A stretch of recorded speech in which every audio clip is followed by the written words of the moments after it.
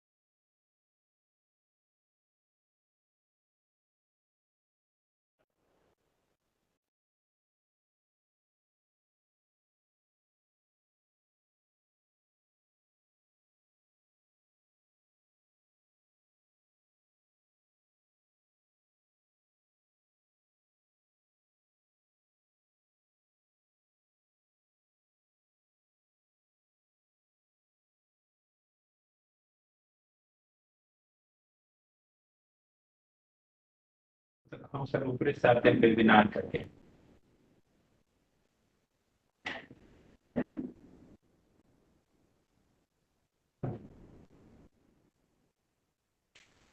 Earbud लिए हैं sir earbud कोकरा एयरपोर्ट का है?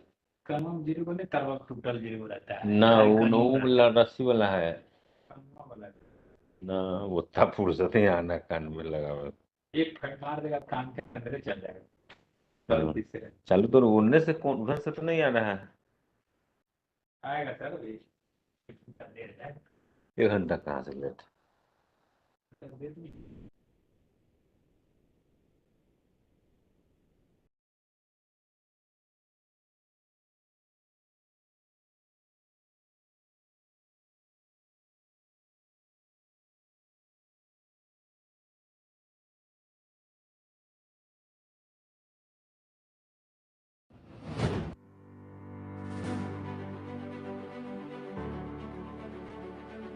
The Central Academy for Police Training is a Union Cabinet approved Rs 281 crores project of the Ministry of Home Affairs under the aegis of Bureau of Police Research and Development, mandated to train the directly recruited deputy superintendents of the state and the police trainees. With a humble beginning from rented office space in 2012, the academy shifted to prefabricated huts in 2014 to its new premise in 2018. The 400-acre barren land given by MP government free of cost has been since converted into a green and clean campus with initiatives such as paperless office, water harvesting, composting and use of solar energy. The academy has state-of-the-art infrastructure with audio-visual enabled 18 smart classrooms, 240-seater auditorium, adequate number of office for the staff, 2 computer labs, full-fledged forensic science lab block, library with audio-visual lab, armory, sports complex, model police station, 4 different hostels with 297 single bedrooms, and 132 quarters for its 244 staff. The academy has a fiber optic backbone to connect all the buildings for data, telephones and CCTV. The academy has 4 national centers for traffic technologies, prosecution, prison administration and drug law enforcement. Besides the basic school, the academy organized 4 national level conferences every year, starting from just 3 courses in the year of its inception and 115 trainees.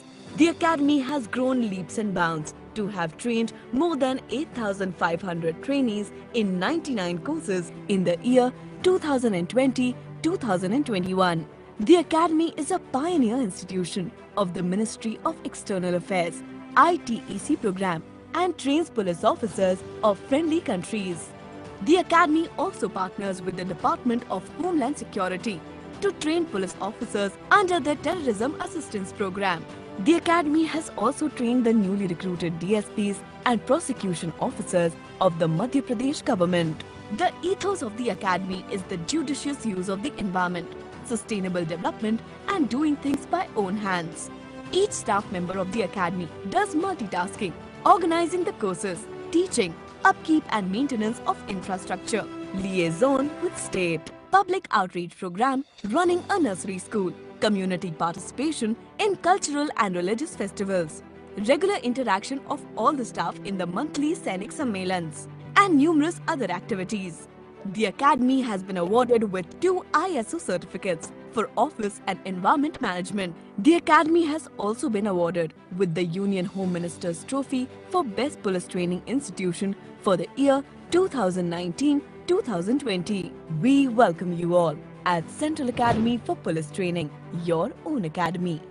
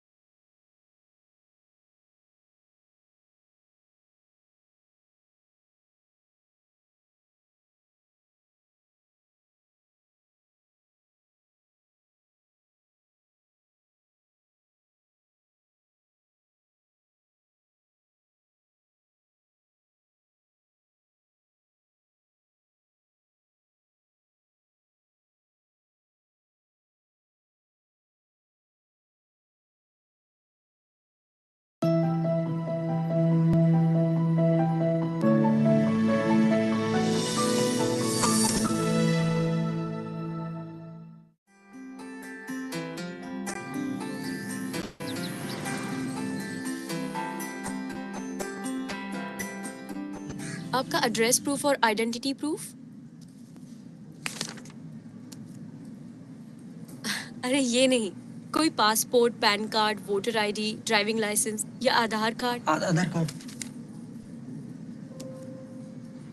आपने जो address भरा है और जो आधार card में address है दोनों अलग है। आपके पास कोई ऐसा कार्ड होगा जिसमें आपका नया एड्रेस है?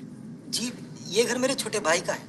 अभी कुछ ही दिन पहले हम लोग यहाँ पर आए हैं अपनी बेटी के स्कूल के लिए। अब नौकरी भी नहीं है और कह रहे हैं कि सैलरी चेक से देंगे। अभी नया एड्रेस तो नहीं है हमारे पास। कोई बात नहीं, इस नए एड्रेस के लिए आप एक सिंपल सा डिक्लेरेशन दे दीजिए और आपका अकाउंट खुल जाएगा। और जब एड्रेस प्रूफ आ जाए तो KYC अपडेट करवा दीजिएगा।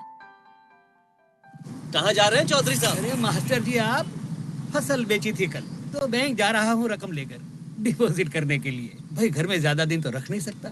मैं भी बैंक ही जा रहा हूँ, आइए छोड़ देता हूँ। हाँ हाँ, चलिए। लेकिन इसके लिए आपको बैंक जाने की क्या जरूरत है? मतलब? अरे चौधरी जी, बैंक आजकल अपने बिजनेस करेस्पॉन्डेंट्स खुद भेजते हैं आपके पास। अरे पर कोई बीच में रकम चंपत करके चला गया तो? अरे ना भाई ना, हम तो खुद ही चले जाएंगे। अरे ऐसे थोड़ी ना होता है, प्रोसेस है पूरा। इनफैक्ट बैंक आपको रसीद भी देता है। अच्छा? हाँ, और क्या क्या सुविधाएं देता है आपका वो बिजनेस? जो एक नॉर्मल बैंक देता है, डिपॉजिट, विड्रॉल, इंश्योरेंस। आप लोन के लिए भी अप्लाई कर सकते हैं और अगर कभी आपका इन्वेस्टमेंट करने का दिल हो तो ये लोग आपको उसमें पूरी सहायता करेंगे। अच्छा? मुझे अपने फादर को कैसे भी अर्जेंटली पैसे ट्रांसफर करने हैं। ओह, मैम मुझे चेकबुक थोड़ा जल्दी नहीं मिल सकता है? सर इतना टाइम तो लगेगा, पर आप इंटरनेट बैंकिंग के थ्रू फंड्स ट्रांसफर कर सकते हैं। मेरे पास इंटरनेट बैंकिंग की फैसिलिटी नहीं है। अभी उसके लिए अप्लाई करूंगा तो और टाइम लगेगा। डोंट वरी सर, आप अपने बैंक से NEFT और RTGS के थ्रू कहीं भी और किसी को भी फंड्स ट्रांसफर कर सकते हैं और वो भी तुरंत। आप इस फॉर्म में अपनी और बेनिफिशियरी अकाउंट डिटेल्स और अमाउंट ये फिल कर दीजिए। आपका काम अभी हो जाएगा। अच्छा मास्टर जी, 2-3 साल में लड़के का कोई अच्छा कॉलेज में दाखिला करवाना है। अब बड़ा जो हो रहा है, कल ही मुझे कोई RBI की स्कीम बता रहा था इंटरनेट ईमेल पर किसानों के लिए। अरे 2 साल में पैसा डबल। सोच रहा हूँ कि $1 लाख तो बस डाल ही दूं। चौधरी जी, किसानों के लिए RBI की ऐसी कोई स्कीम नहीं है। ऐसे कई फ्रॉड ईमेल्स आते हैं, सावधान रहिए। बिना सोचे समझे कहीं निवेश मत कीजिएगा। और हाँ, अगर कहीं निवेश करना ही है तो सिर्फ RBI और SEBI द्वारा रजिस्टर्ड संस्थाओं के माध्यम से ही कीजिए। अच्छा, ग्रेट है मास्टर जी आप। अभी को भेजता हूँ आपके पास। दिन ब दिन नाला आ रहा है, मुझे लगा हुआ रहा है। ये लीजिए आपकी account hello opening. Hello hello madam ji. Hello. इनके फंड्स ट्रांसफर हो गए? जी, ये रही receipt. Thank you sir. Thank you ma'am. Chaudhary ji, ये है आपके एरिया के बिजनेस करेस्पॉन्डेंट। धन्यवाद। बैंकिंग के साथ आइए बनाएं एक बेहतर कल।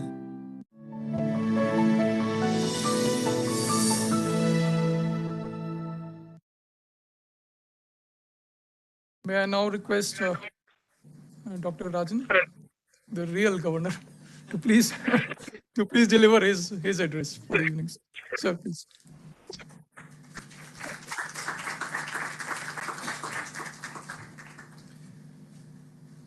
Thank you very much. Honorable governors from the various teams, the honorable deputy governors, my colleagues from the Reserve Bank, and of course the very distinguished panelists as well as our journalist friends who participated today. Let me name Pranjul Bhandari, who essentially thought of this, this challenge and said we should do it and has helped us see it through. Dr. Sajid Chenoy from JP Morgan, Professor Errol D'Souza, Professor Ashima Goel, DG Mundra and DG Urjit Patel who are on the panel, but of course DG Khan and DG Gandhi who ask questions from outside, and our journalist friends Niranjan Rajadhyaksha and Tamal Bandyopadhyay, as well as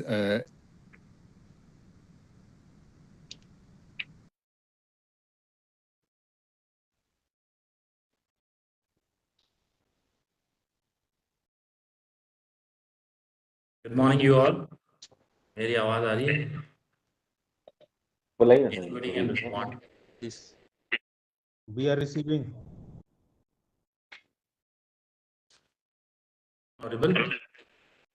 नहीं sir, PTS Gorakhpur से आवाज आ रही है sir. Thank you. Good morning sir, आवाज आ रही है। Thank you. Good morning sir. Badwar ग्यारह sir. Sir जी आवाज आ रही है सर? गुड मॉर्निंग सर, आवाज आ रही है। Thank you sir. Thank you. Thank you. Thank you. Thank you. Sir good morning sir. Very good morning to all. Very good morning.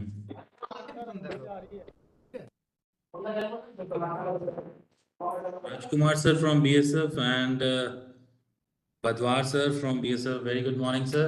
Surain, over to you. Morning sir. जो start कर दे sir. Mukesh Babu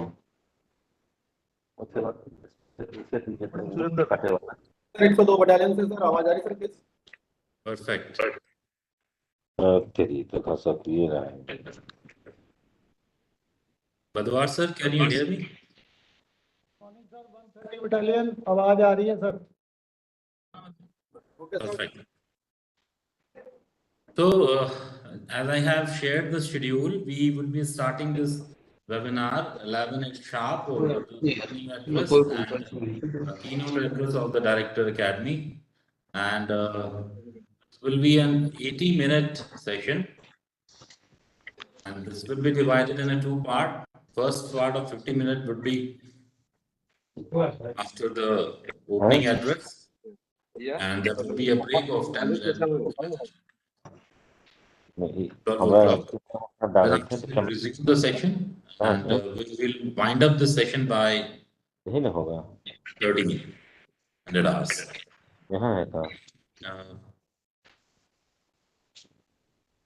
I could see that more than 150 police officers from across the country, including the CABF officer from all the CAPF, BSF, CRPF, ITBP, SSB, have joined this webinar.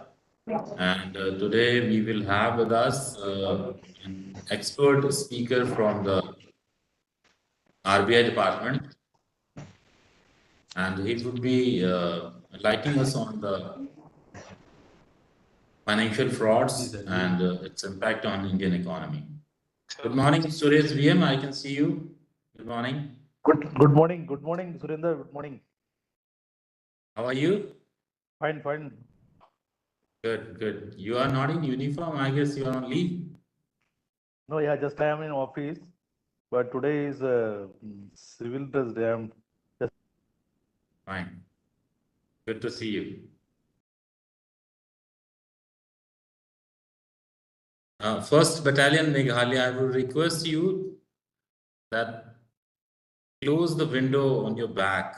The light is coming from your backside. Your face is not visible. First Battalion Meghalaya. You should place your camera in a direction that light should fall on your face, not on your back.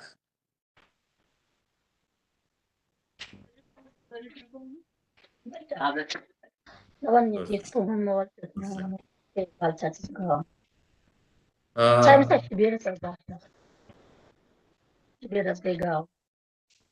would request the participants that please turn off your mic. Please keep this on mute mode and be very much aware about your microphone. It's very annoying that someone left his mic unattended and create disturbance for all the participants and the speakers as well. I would request participant to be very much aware about your microphones.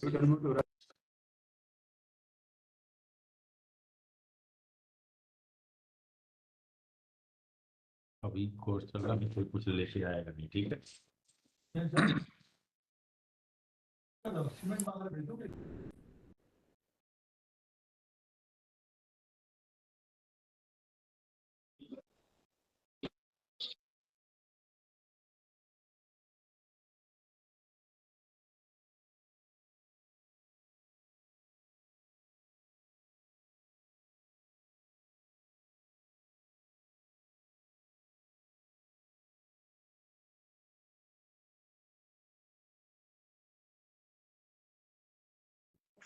बुलाना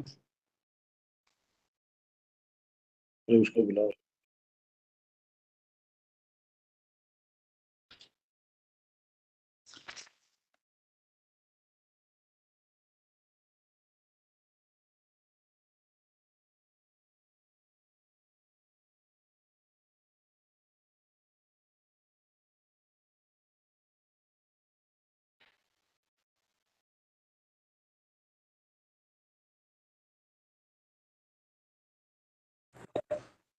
चालू कर। देखिए आवाज कहाँ से बढ़ेगी ऊपर पे ना यहाँ पे बड़ी सर ये तो स्क्रीन छोटी बड़ी करो सारी आपकी अभी बोल नहीं रहा ना सर कोई इसलिए हाँ नहीं आवाज बढ़ा पड़ेगा बड़ा देख लो प्लीज। हो गया Good.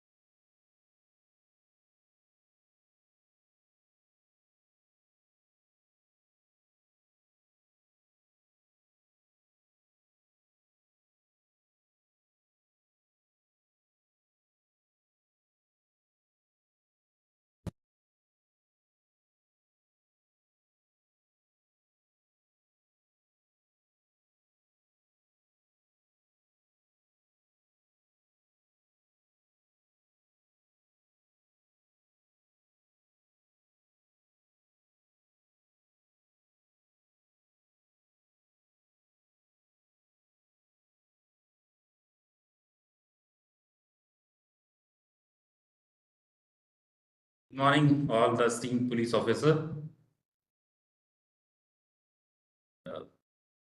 Welcome you all for this webinar. I'm delighted to welcome you on this webinar hosted by the Central Academy for Police Training Bhopal to mark this International Financial Awareness Day. This Financial Awareness Day is a day to set aside to promote financial literacy and raise awareness about the importance of sound financial planning, budgeting, and investigating. The day was first observed in 2017 by the Chartered Global Management Accounts and the American Institute of CPS. And today we will be discussing a topic that is utmost importance to all of us, financial fraud and its impact on the Indian economy. And I'm very happy to know that we have got more than 210 police officers from across the country who have joined this webinar. And through this webinar, we aim to raise awareness about the different type of financial fraud and its impact on Indian economy. I would like to thank all of you for taking the time out to participate in this webinar. And I'm confident that the insight and expertise shared by our esteemed speaker from the RBI will be valuable for all of us. And I welcome you again for this webinar and thank you for your service in safeguarding our nation. Before we proceed, let me introduce our guest of this occasion, chief guest of the occasion, Sri Pawan Srivastava, sir, Director CAPT. Good morning, sir, and welcome to this online webinar, sir.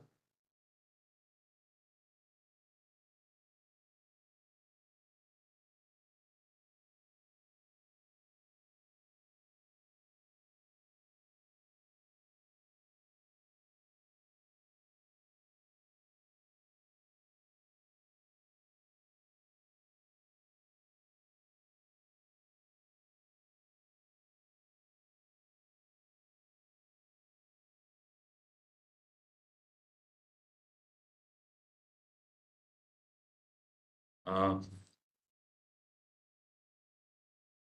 request Director Sir to please confirm.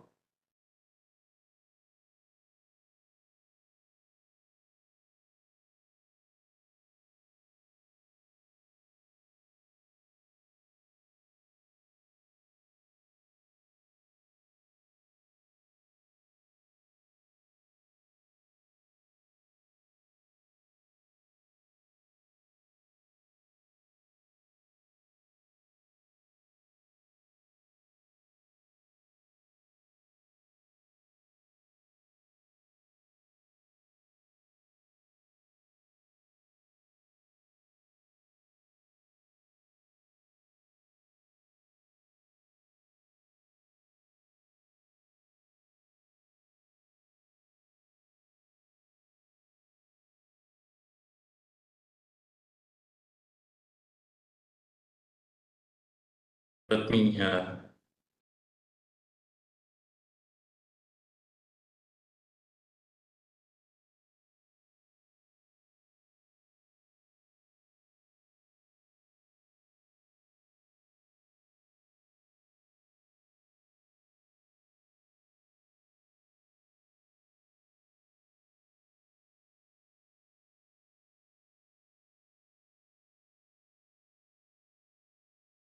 Yes, Suren, go ahead. I was unable to unmute myself. I'm sorry, sir. It might be default setting. I'm extremely sorry, sir. Thank you for joining, and I welcome you for this inaugural session of this webinar, sir. Before you light the participant with your keynote address, let me allow to give a brief introduction of you, sir. Dear participant, we have with us Sri Pawan Srivastav, an IPS officer from the Madhya Pradesh cadre of 1992 batch. Is a highly accomplished police officer, and sir has had various positions in the state of Madhya Pradesh and has been the director of CAPT at the BPR&D since 2017. With his extensive knowledge of policing and exceptional communication skill, he has propelled this institute to greater heights in training in a very short span of time. He's a decorated officer who has received numerous awards, including the coveted Home Minister's Medal for his contribution to the police training. Sri Pawan Srivastava sir is also an accomplished photographer with a keen interest in aeromodeling and ornithology. I once again welcome you, sir, for this webinar on International Financial Awareness Day. And we have over 250 participants with us from police department of all the states and CAPF organizations. And we have with us our speaker from the RBI department, Sri Dhiren Kumar Loharia, Deputy General Manager. He is with us from he joined us from the Mumbai. And now I request you to please take over and proceed with the opening address and keynote address. So over to you. Thank you, sir.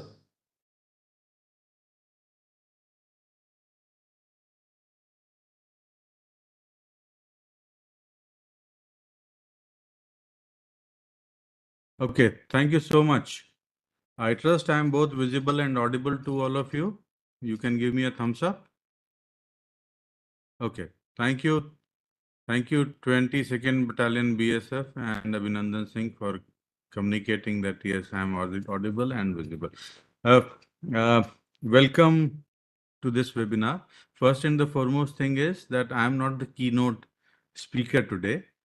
Keynote speaker is Dhiren Kumarji, and he is from the Reserve Bank of India. He would be making a keynote address. I'm just making an inaugural speech to all of you.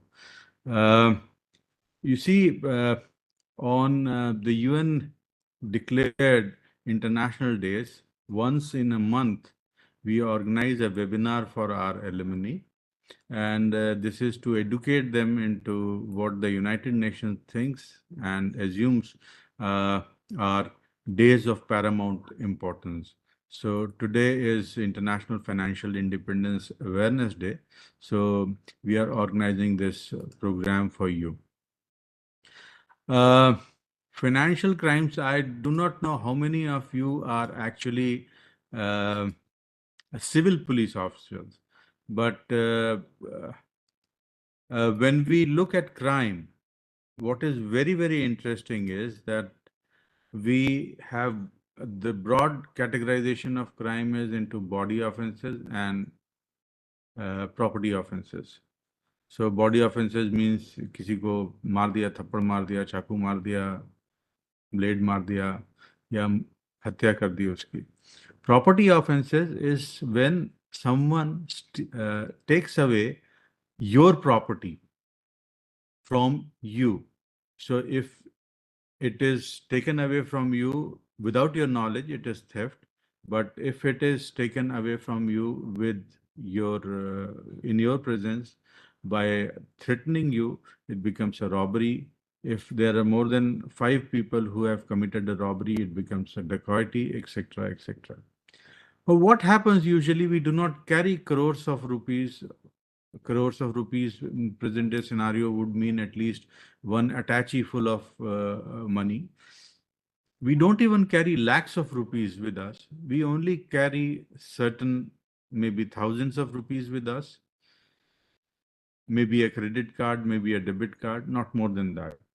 So what is very, very interesting is that if a property offense occurs with us, the money that would be taken away from us would be maybe in few thousands, not more than that.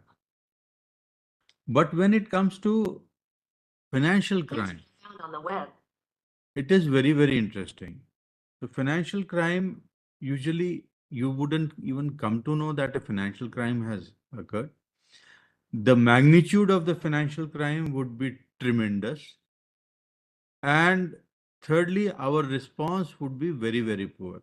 So all those people who are from the civil police would realize what we say is cheating 420 IPC, and then there are other offenses related to them, forgery, for example.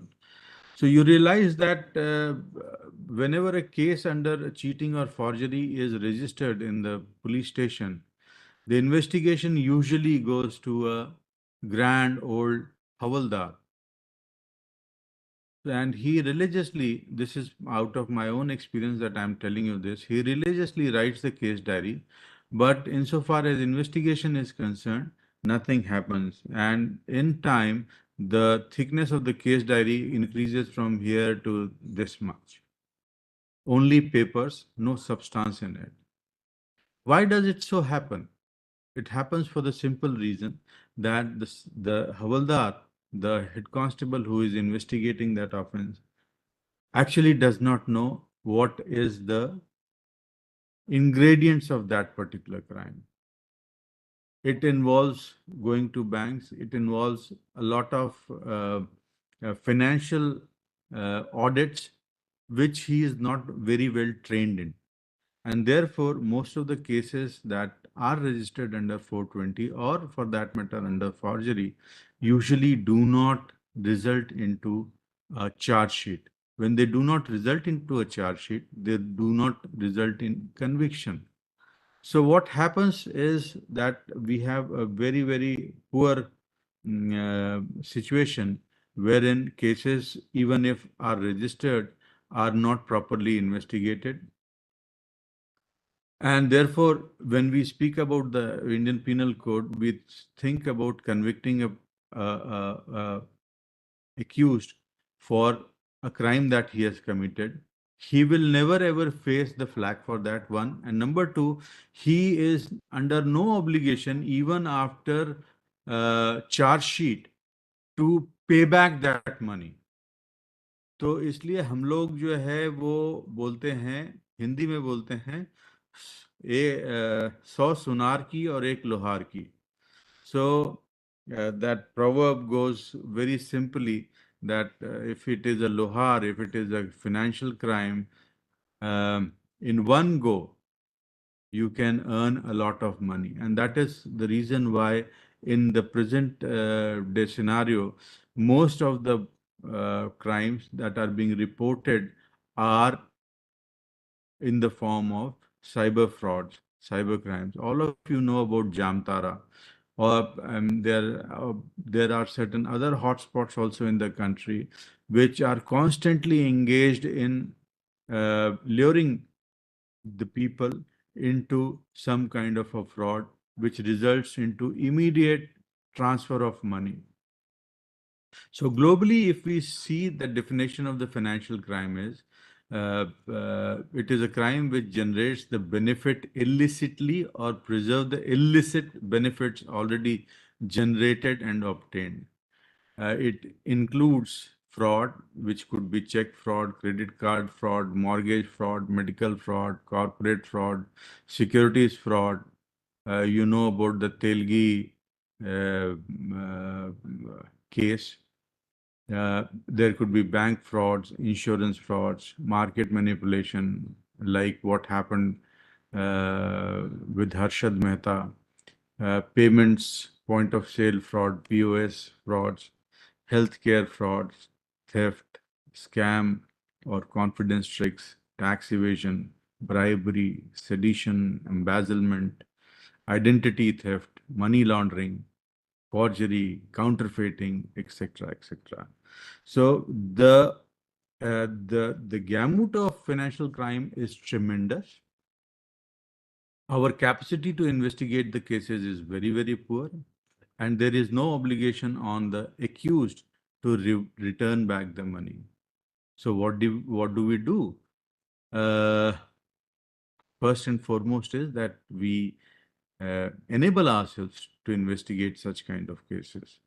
Insofar as the effects of financial frauds on economy is concerned, Devenji would be giving you, Dhirenji would be giving you much more insights into it. But for me, as because we are organizing cyber forensic cases on almost a daily basis, for you, I must tell you one thing, and you must tell this to your family members, that there is no free lunch in this world. कोई और हिंदी में बोलते हैं उसको लालच बुरी बला है. So all of us should refrain from getting lalachi. If we refrain, then only can we save ourselves and we can save our families from any kind of financial fraud. The onus on awareness is on different agencies. They are working on it. But we all must remember that there is no free lunch.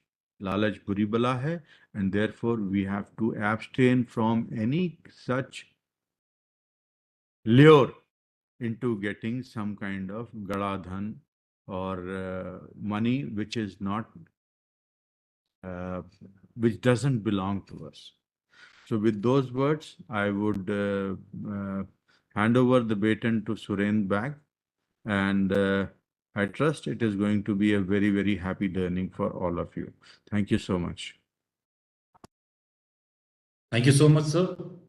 Thank you for sparing time and talking to the participants. And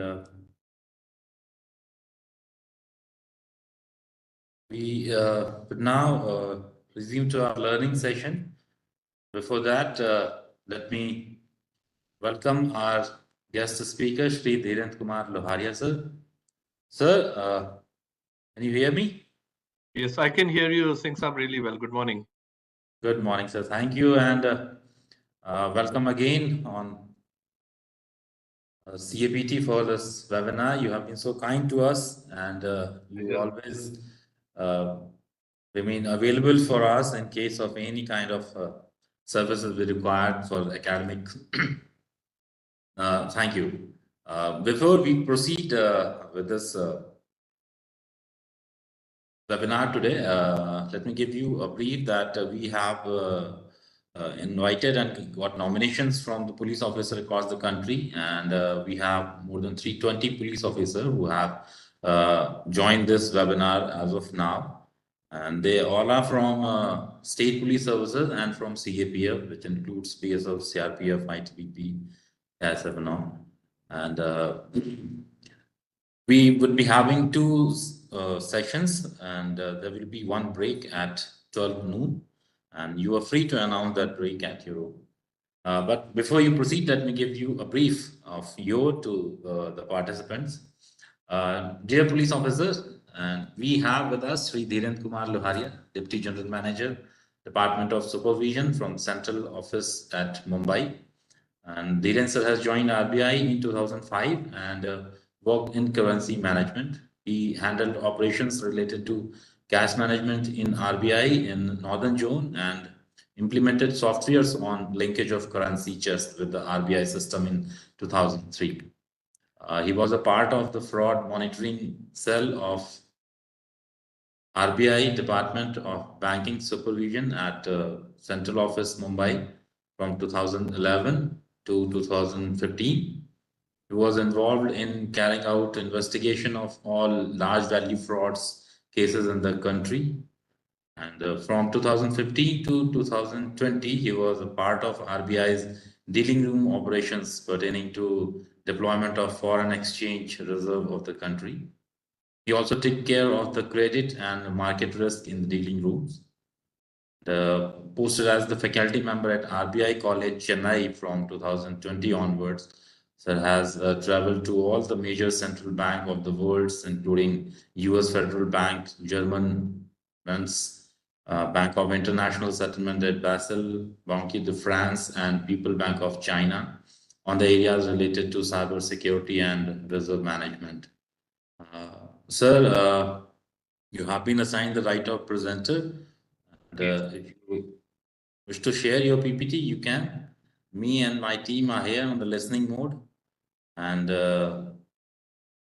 with this word, I would hand over the session to you. So over to you, Dhiren sir. Thank you. Thank you. Thanks a lot, Singh Saab. Thank you, Mr. Srivastav. It's been an absolute pleasure and a real honor to interact with all the colleagues from the police forces and the paramilitary forces. I mean, anything for the country, because country comes first for me, belonging to a family where the country is given the top-notch priority. I'm in absolute awe that you have been giving me this opportunity to serve the country in whatever way possible I can do. Basically, on the basis of my experience that I have shared with all the police officers for the last 2.5 or 3 years. I'm really deep gratitude to Mr. Singh and CAPT Bhopal. Absolute pleasure, sir. Now, I have a couple of things before I begin. First is that just wanted to know from everyone, is the presentation visible to all of you right now? Can you all see the presentation? Absolutely fine.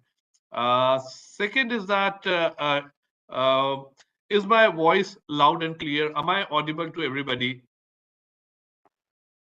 Am I audible, right? Okay, perfectly fine. Right. Thank you. Singh Saab, I can speak in Hindi and English both, right? If I'm not mistaken, for the sake of understanding of everyone. Sure. Right. Thank you. Thanks a lot once again. Now,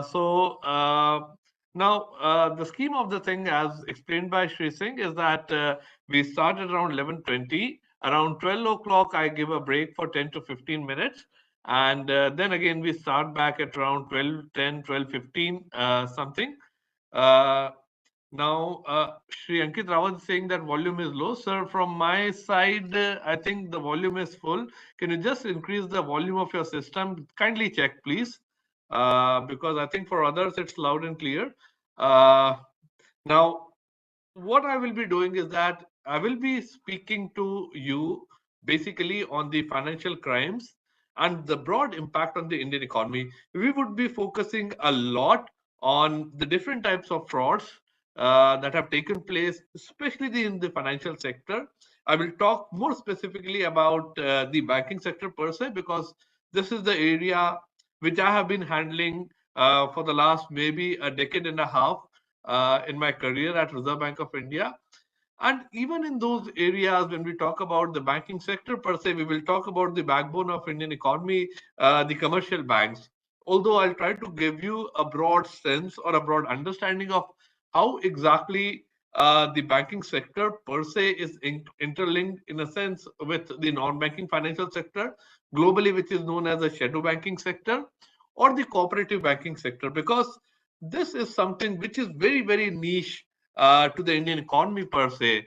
We're in a congregation of, I would say, the banking sector, the non-banking financial sector, and the urban cooperative banking sector is having an impact. Now, in order to give you a small brief or a small gist about what exactly we are trying to do is that we'll just try to explain you what exactly is a financial fraud all about, what are the common types of frauds. Then what we'll do is that we'll try to show you some of the important facts and figures and numbers that gives you a clear sense or understanding that how deep rooted this menace of financial crime is impacting the economy as a whole. Okay, so whenever we talk about the financial crimes per se, in my understanding, it is really kind of difficult to give a comprehensive or an exhaustive definition of financial frauds, as a matter of fact. Now, what we can do is that we can define financial fraud as an illegal act which is intended to deprive you or the banking sector or the economy as a whole for the money that they have in their system, in their pockets for personal gains. So basically, what it means is that there is an intentional act of deceiving which involves financial transactions for personal gains. Now, as a matter of fact, I would say that somebody comes to you, he asks you for your credentials, you pass on, you go to a bank, you pass on your passport, you pass on your PAN card, you pass on your Aadhaar card. But do you understand that to what level your identity can be utilized from a fraudster to gain access to your financial funds, or he can take financial funds on the basis of your documents. So this is something which is, I would say, as a classic case of identity theft. Now, second is that taking money or taking any other assets through wrong deception. So, for example, a fraudster is there, he goes to a bank, he furnishes certain document that he wants to, let's say, avail a credit facility or a loan for 5 crore rupees or 10 crore rupees. And then against those loan that he has taken or the advance he has taken, the underlying security or the mortgage assets that he furnishes that are either overvalued or they are non-existent. So what he's trying to do is that he's trying to take the money or the assets in the form of loans and advances from the banking sector through deception. Third is that illegal and unethical management of financial resources. Now, I have been given a loan facility from the bank. Now, for example, if I've given a loan facility to start a business dealing in, let's say, two-wheelers. I'm starting a two-wheeler showroom in which I'm supposed to keep 100 two-wheelers, each valuing around 40,000 rupees. So in all, 4 crore or 8 crore rupees worth of loan I have taken. Now, instead, once I take these 4 crore rupees or 8 crore rupees, instead of keeping those 100 vehicles, I'm keeping only 10 or 15 vehicles, or in fact, I'm not keeping any vehicles. So what I'm trying to do is that I am trying to illegally manage the financial resources which are allocated by the bank to me per se. Next is that manipulation, falsification, or alteration of the accounting record. So once I've been given a loan, what I'm supposed to do is I'm supposed to maintain a very, very healthy balance sheet, my statement of accounts, etc. I have to trade in, I have to have certain receivables, I have to have certain payables. Now, in some of the cases, when I'm trying to manipulate or falsify or alter my accounts, I need the help of a chartered accountant, I need the help of an accountant. What they will try to do is that they'll try to bring in certain manipulation in my books of accounts through which I can unlawfully gain the proceeds of the banks. Next is that misinterpretation or intentional omission of amounts, or let's say misapplication of accounting principles, or marking or misleading the false disclosure. So let's say, for example, I have said that today I have a four-wheeler showroom with me. Now in that four-wheeler showroom, I'm supposed to keep, as I said, 50 vehicles or 80 vehicles. Instead of that, on papers I've given that I've got 100 vehicles procured, but in fact I have procured only 10 vehicles. And in the books of accounts, I'm trying to show that I've got around 100 different vehicles at my disposal. So typically in a financial crime, what will happen is that there would be an element of deceit, which means that I am trying to deceive the banking sector. What I'm trying to do is that I'm trying to take advantage of the position of trust in case of a financial frauds. Now, as we've discussed, हाँ, मैं हिंदी में भी बात करूंगा. देखिए, we will speak in Hindi. I'll come slowly and steadily on Hindi. जब हम लोग फाइनेंशियल फ्रॉड्स के बारे में बात करते हैं तो जैसा हमने देखा है कि सबसे पहला होता है एक पॉन्जी स्कीम. जैसा पॉन्जी स्कीम आपने देखा है, पॉन्जी स्कीम के अंदर क्या होता है कि क्लाइंट्स जो होते हैं, जो कस्टमर्स होते हैं, उनको प्रॉमिस किया जाता है कि आपका पैसा जो है दुगना कर दिया जाएगा, या 20% या 25% या 50% लिया जाएगा. And as I recollect, Shri Srivastava, the director himself, was saying that please understand that there are no free lunches. There is no magic wand available with anybody in any sector in this country wherein your money can be doubled with little or no risk. आप कोई भी investment philosophy देख लेंगे तो कहीं भी आपका पैसा बहुत ही तेजी से दुगना, तिगुना या चौगुना नहीं हो सकता है. तो जो पॉन्जी स्कीम्स होती हैं वो इसी तरह से काम करती है. आपको फंसाया जाता है और उस तरह से आपके पैसे ले लिए जाते हैं. दूसरा होता है एक तरह का जिसे हम कहते हैं पिरामिड स्कीम. पिरामिड स्कीम एक फ्रॉडुलेंट बिजनेस मॉडल होता है जहां पर अलग अलग तरीके के मेंबर्स को रिक्रूट किया जाता है, जहां पर उनकी क्या होता है कि एक तरह से एबिलिटी बनाई जाती है कि जितने ज्यादा आप लोगों को आपके साथ में एनरोल किए जाएंगे उतना ज्यादा आपको एडवांटेज मिलेगा. और जैसे जैसे मेंबरशिप उसकी बढ़ती जाती है, एक पॉइंट आता है जहां पर जो फर्दर रिक्रूटमेंट हो या फर्दर मेंबर्स को ज्वाइन करना लगभग इम्पॉसिबल हो जाता है. तो ये एक तरह से एक legitimate multi level marketing firm की तरह काम करता है, बट जो स्कीम होती है उसके अंदर इनलेजिटिमेट इन्वॉल्वमेंट होता है सेल्स का, क्योंकि जो इन्वेस्टर्स होते हैं उनको पैसा तभी दिया जाता है जबकि वो ना इन्वेस्टर्स को लेकर के आए. और इस तरह से कहीं ना कहीं जाकर के ये पिरामिड स्कीम जो होती है एक लेवल पर रुक जाती है और उसके बाद में ये फ्रॉड का स्वरूप ले लेती है. जैसे अगर आप देखेंगे तो इंडिया के अंदर मेरे ख्याल से लगभग 2011 से 2014-15 के बीच में एक स्पीक एशिया करके एक कंपनी हुई थी जहां पर ये मेजर फ्रॉड हुआ था. तीसरे तरह के इंडिविजुअल फ्रॉड्स के बारे में जब हम बात करेंगे तो हम बात करते हैं आइडेंटिटी थेफ्ट की, आइडेंटिटी फ्रॉड की. तो आइडेंटिटी थेफ्ट जो होता है वो बड़ा सिंपल तरीके से हम बात कर सकते हैं, जहां पर आपकी परमिशन के बिना आपकी आइडेंटिटी को स्टील कर लिया जाता है. जैसे मैं धीरेन्द्र कुमार लोहारिया हूं, आज किसी ने मेरा आईडी कार्ड ले लिया, मेरा पैन कार्ड ले लिया, मेरा आधार कार्ड ले लिया और उसके बेसिस के ऊपर जो है मेरे अगेंस्ट लोन ले लिया या मेरे अगेंस्ट कुछ भी फाइनेंशियल क्राइम करके एडवांटेज लिया. तो आइडेंटिटी थेफ्ट को can be simply committed by taking your documents और on the internet banking. Let's say for example जिस तरह के फ्रॉड्स अभी आजकल हो रहे हैं, they can get access to your password, they get access to all your CVV numbers, they get access to your mobile numbers. So all those things, what they will do is that they will take over your identity and they will try to deplete all your account balances. Now, जैसे examples की हम बात करें तो आपका ATM card का theft हो गया, आपके क्रेडिट कार्ड का थेफ्ट हो गया, आपका फॉल्स क्रेडिट कार्ड ले लिया या आपके अगेंस्ट फॉल्स डेबिट कार्ड ले लिया, आपकी पूरी बैंक इंफॉर्मेशन को स्टील कर लिया, आपका फेक आईडी बना लिया, आपका फेक पासपोर्ट बना लिया. ये सब चीजें पर्सनल अनलॉफुल गेन के लिए आइडेंटिटी थेफ्ट होता है. फिर आती है एक तरह की फ्रॉड जिसे हम कहते हैं एम्बेजलमेंट. एम्बेजलमेंट कुछ नहीं है, एक तरह का एक्ट है जहां पर स्टीलिंग होता है, चोरी की जाना, मिसअप्रोप्रिएशन करना या फंड्स जो आपको दिए गए हैं उसको रिटर्न करना इस तरह से कि आपको ट्रस्ट के ऊपर पैसा दिया गया, आपको विश्वास के ऊपर पैसा दिया गया है किसी एम्प्लॉयर ने, किसी ऑर्गेनाइजेशन ने, किसी बैंक ने, आप उन्हें धोखा दे करके इस तरह से पैसे की चोरी कर रहे हैं.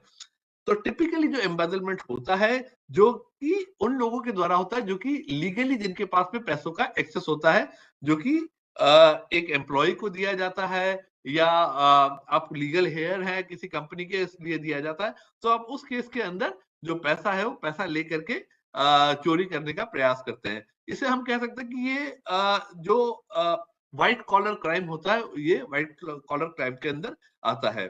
इसके अंदर आप चेक्स को फोर्ज करके पैसा निकाल लेते हैं, कस्टमर्स का ओवर बिलिंग कर लेते हैं, या आपने किसी से पैसा लिया और उसके बाद में कस्टमर से पैसा लेकर के बाद में आपने उन्हें प्रोडक्ट नहीं दिया और अपने अकाउंट्स के अंदर रिसीट्स दिखा दी।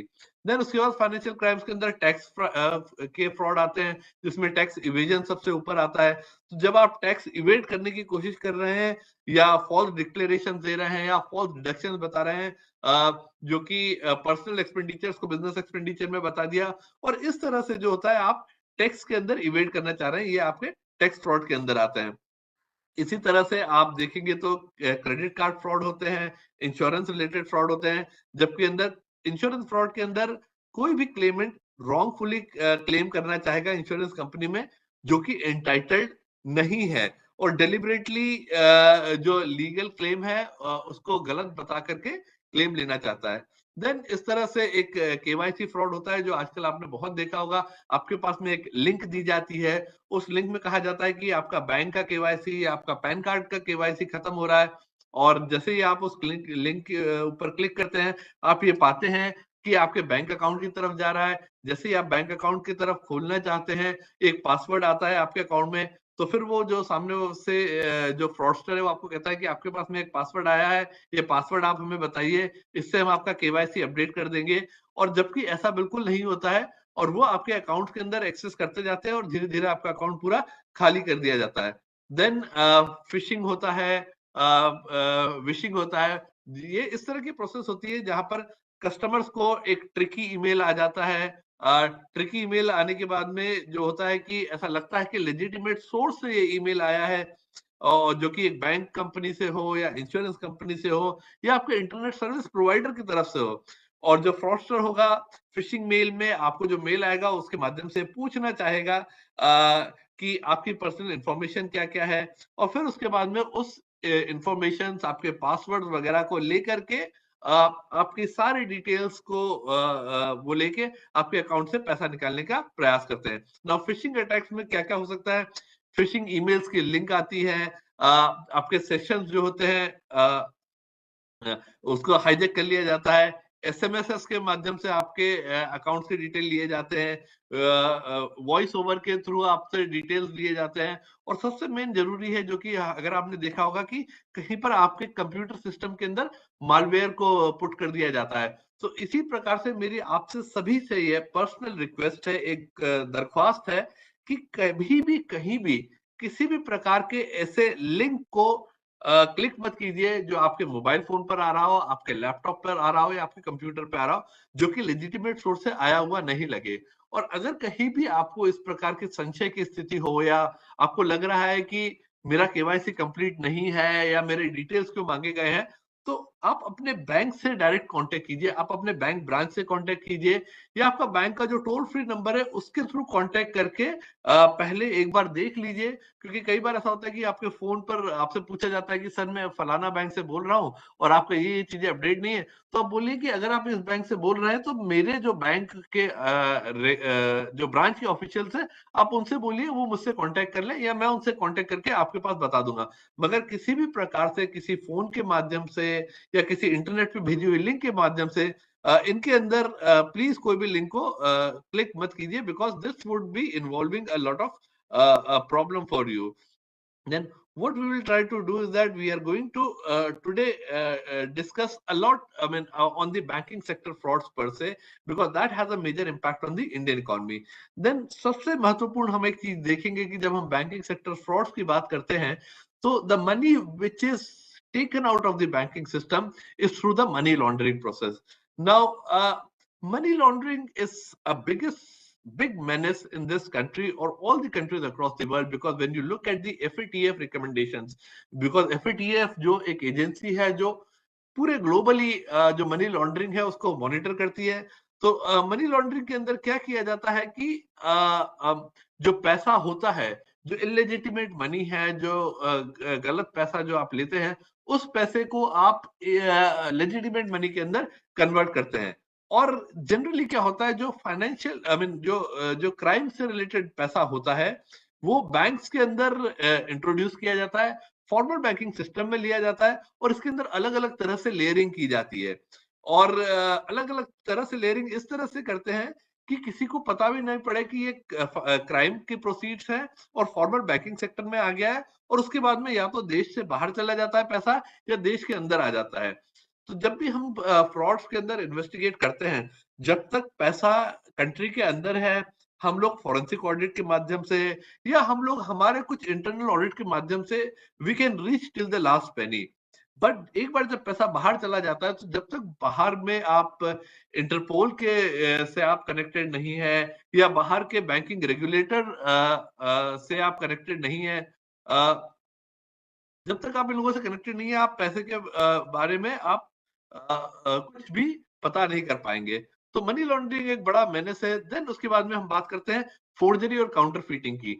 तो जैसे कि मैंने आपको पता है कि मैं 2005 से 2010 तक रिजर्व बैंक के इश्यू डिपार्टमेंट के अंदर काम कर रहा था, जहां पर क्या हो रहा था कि जो इश्यू डिपार्टमेंट है करेंसी इश्यू करता है, तो काउंटरफीटिंग जो है एक या फोर्जरी है नोट FICN एक मेजर प्रॉब्लम है, जहां पर आम जनता को पता नहीं है कि जेन्युइन बैंक नोट और काउंटरफीट बैंक नोट के अंदर क्या डिफरेंस है। तो काउंटरफीटिंग के अंदर जो है हमारे जो स्टैंडर्ड्स हैं करेंसी नोट प्रिंटिंग के, वो बहुत अधिक है। पहले ऐसा हो रहा था कि जो हमारे बैंक नोट्स हैं उसके केस में हम सिक्योरिटी इंक बाहर से इंपोर्ट करके बुलाते थे, हम सिक्योरिटी पेपर भी बाहर से इंपोर्ट करके बुलाते थे। तो जनरली ऐसा देखा गया है कि एक ही कंपनी है या दो ही तीन कंपनियां ही हैं विश्व में जिनके पास में स्पेसिफिकली पेटेंट है कलर शिफ्टिंग इंक का या सिक्योरिटी इंक का या सिक्योरिटी पेपर को पब्लिश करने का।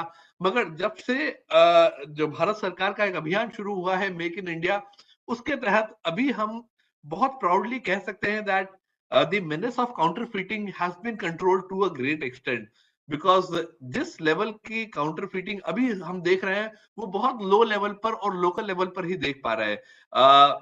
क्योंकि मुख्य वजह यह है कि जो हमारा सिक्योरिटी पेपर है वो अब हम खुद ही प्रिंट कर रहे हैं। जो हमारा आज की डेट में सिक्योरिटी इंक है, जो कलर शिफ्टिंग इंक है, we call it the CSI ink, वो भी इंडिया के अंदर ही प्रोड्यूस हो रहा है। So these are the things which have brought down the menace of counterfeiting substantially. But इन सब चीजों के बारे में अगर हम एक तरफ रखें, one of the biggest things that I wanted to speak to you about is one of the most dangerous forms of financial crimes is the terrorist financing, because any sort of proceeds which emanates from all these sorts of financial crimes, they all lead towards terrorist financing. Now, this terrorist financing does not damage the country. देश को जिसे कहते हैं ना नासूर की तरह खा रहा है, फाइनेंशियली भी देश को वीक कर रहा है, मगर ह्यूमन लाइफ को भी बहुत इंडेंजर कर रहा है। तो जिस तरह से टेररिस्ट फाइनेंसिंग हो रही है फाइनेंशियल क्राइम्स के माध्यम से, which is a big menace in this country. Moreover, the identification, detection and prevention of these financial crimes is the priority for the law enforcement agencies all across the globe. Now, when we talk about the changing dynamics of financial crimes, whatever we have spoken, please understand there are a lot of sophistication that goes into the financial crimes. One is that the collusion. So that part we have to always look into. Without collusion of an internal member or the law enforcement agency or the banker, otherwise it is next to impossible to break this nexus.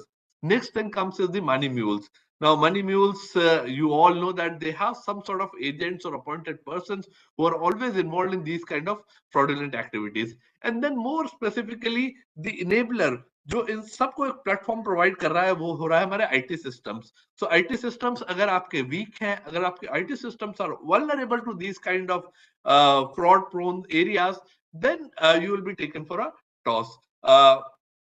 Now, these are some of the things, basic things मैं आप लोगों से पहले बात करना चाहता था, जिसके बारे में मैं आपको बता सकूं कि फाइनेंशियल क्राइम्स किस किस तरह के होते हैं. Now what we will do is that we will move forward slowly and steadily, and then I will try to explain it to you where exactly are we heading. जब हम cyber crimes के बारे में बात करते हैं तो आप साइबर क्राइम्स एक साइबर सिक्योरिटी वेंचर्स करके एक कंपनी है जो ग्लोबली ये देखती है कि साइबर क्राइम्स किस तरह से ग्लोबल इकोनॉमी को इम्पैक्ट कर रहे हैं. तो अगर हम देखें साइबर सिक्योरिटी वेंचर्स के अकॉर्डिंग 2025 तक जो साइबर क्राइम है उसका टोटल डैमेज ग्लोबल इकोनॉमी में होगा लगभग 10.5 ट्रिलियन डॉलर के आसपास. तो 10.5 ट्रिलियन डॉलर के आसपास का टोटल लॉसेस होगा साइबर क्राइम्स के कारण अगर इसे कंट्रोल नहीं किया गया तो. अगर हम इंडियन इकोनॉमी की बात करें तो इस समय लगभग इंडियन इकोनॉमी का साइज है 3 ट्रिलियन डॉलर के आसपास. जब 3 ट्रिलियन डॉलर की इंडियन इकोनॉमी का साइज है तो आप सोच सकते हैं कि अगले 2 से 3 सालों के अंदर हमें कितना सब्सटेंशियल डैमेज हो सकता है साइबर क्राइम्स के कारण ही अगर देखा जाए तो. नाउ ये सबसे डिस्ट्रप्टिव का फ्रॉड होगा. अगर हम टॉप ट्रेंड्स की बात कर रहे हैं फ्यूचर्स के अंदर तो सबसे सोफिस्टिकेटेड जो हमने देखा है वो होता है आइडेंटिटी थेफ्ट. जो मैंने आपको बताया कि कोई भी आपके आइडेंटिटी ले लेगा, उस आइडेंटिटी को लेने के बाद में क्या होता है कि आपके अगेंस्ट फ्रॉड लेना शुरू हो जाएगा. Now I will come to the next point which is the Bank of Bangladesh SWIFT fraud. जैसा कि सिंह साहब ने बताया, and I have also worked in the dealing room of Reserve Bank of India. I was a part of the reserve management team of RBI, जो कि अगर आप कभी पढ़ते होंगे हिंदी में पढ़ा होगा कि भारत का विदेशी मुद्रा भंडार 600 अरब डॉलर के आसपास पहुंच गया है और the foreign exchange reserves of this country are right now at around 600 billion dollar, which means that कि इंडिया के अंदर जितना भी फॉरेन एक्सचेंज आता है उस फॉरेन एक्सचेंज को रिजर्व बैंक ऑफ इंडिया के पास रखा जाता है और रिजर्व बैंक ऑफ इंडिया इस फंड्स को, ये 600 बिलियन डॉलर के आसपास है, इन 600 बिलियन डॉलर्स को हम लोग विदेश के अंदर अलग अलग देशों में निवेश करते हैं. तो जब भी हम इंटरनेशनली पैसा ट्रांसफर करते हैं, जैसे मान लीजिए मुझे कोई पोर्टफोलियो दिया गया, उस पोर्टफोलियो के अंदर मैं विश्व में अलग अलग जगहों पर पैसा लगाता था. तो जब भी हम किसी फॉरेन एक्सचेंज के अंदर किसी कंट्री का बॉन्ड खरीदते हैं या किसी करेंसी को खरीदते हैं जो कि हम मिलियंस और बिलियंस ऑफ डॉलर्स के अंदर खरीदते हैं, तो उदाहरण के तौर पर अगर मैं कहना चाहूं कि मेरे जो ट्रांजैक्शन होते थे लगभग 5 से 7 बिलियन डॉलर के आसपास होते थे, तो डेली मैं जो है लगभग 40,000 से 50,000 करोड़ रुपया जो है विदेशी मार्केट के अंदर निवेश करता था भारत सरकार और रिजर्व बैंक ऑफ इंडिया की तरफ से. तो जब हम इन पैसे को निवेश करते हैं तो ये 40 से 50,000 करोड़ रुपया जो रोज ट्रांसफर होता है एक देश से दूसरे देश के अंदर, ये एक सिस्टम के माध्यम से ट्रांसफर होता है, इसे हम स्विफ्ट सिस्टम कहते हैं. ये Swift system is basically society for world wide international financial transactions. So international financial transaction जब भी होते हैं तो हम स्विफ्ट के माध्यम से ही पैसा भेजते हैं.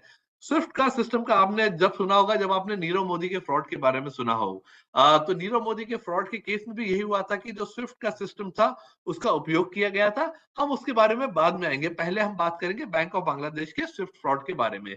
Now, what exactly is bank of Bangladesh? जैसे इंडिया के अंदर रिजर्व बैंक ऑफ इंडिया है, यूएस के अंदर फेडरल रिजर्व है, जर्मनी में बुंडेस बैंक है, बैंक ऑफ इंग्लैंड यूके में है, यूरोपियन सेंट्रल बैंक ईसीबी जो है यूरोप में है, उसी तरह से बांग्लादेश के अंदर बैंक ऑफ बांग्लादेश है. तो बैंक ऑफ बांग्लादेश का जो विदेशी मुद्रा भंडार था, जो फॉरेन एक्सचेंज रिजर्व थे, जब वो इन्वेस्ट कर रहे थे तो नॉर्थ कोरिया बेस्ड जो हैकर्स थे उन्होंने क्या किया, जो नॉर्थ कोरिया बेस्ड हैकर थे उन्होंने बैंक ऑफ बांग्लादेश के स्विफ्ट मैसेजिंग सिस्टम को हाईजैक किया या उन्होंने उसके अंदर अपना वायरस प्लांट करके बैंक ऑफ बांग्लादेश से लगभग $1 बिलियन का जो टोटल फ्रॉड था वो उन्होंने पैसा निकाला. $1 बिलियन आज के डेट में अगर हम देखें तो लगभग 8,000 करोड़ रुपया होता है. तो ओवरनाइट 8,000 करोड़ रुपए का उन्होंने फ्रॉड का जो सिस्टम था वो उन्होंने प्लान किया. तो उसके लिए उन्होंने क्या किया, सबसे पहले बैंक ऑफ बांग्लादेश के प्रिंटर के अंदर एक ट्रोजन वायरस जो होता है, ट्रोजन हॉर्स वायरस, उसको प्लांट किया. उसके बाद में उनके लैंड सिस्टम के थ्रू होकर के वो उनके स्विफ्ट सिस्टम में चला गया.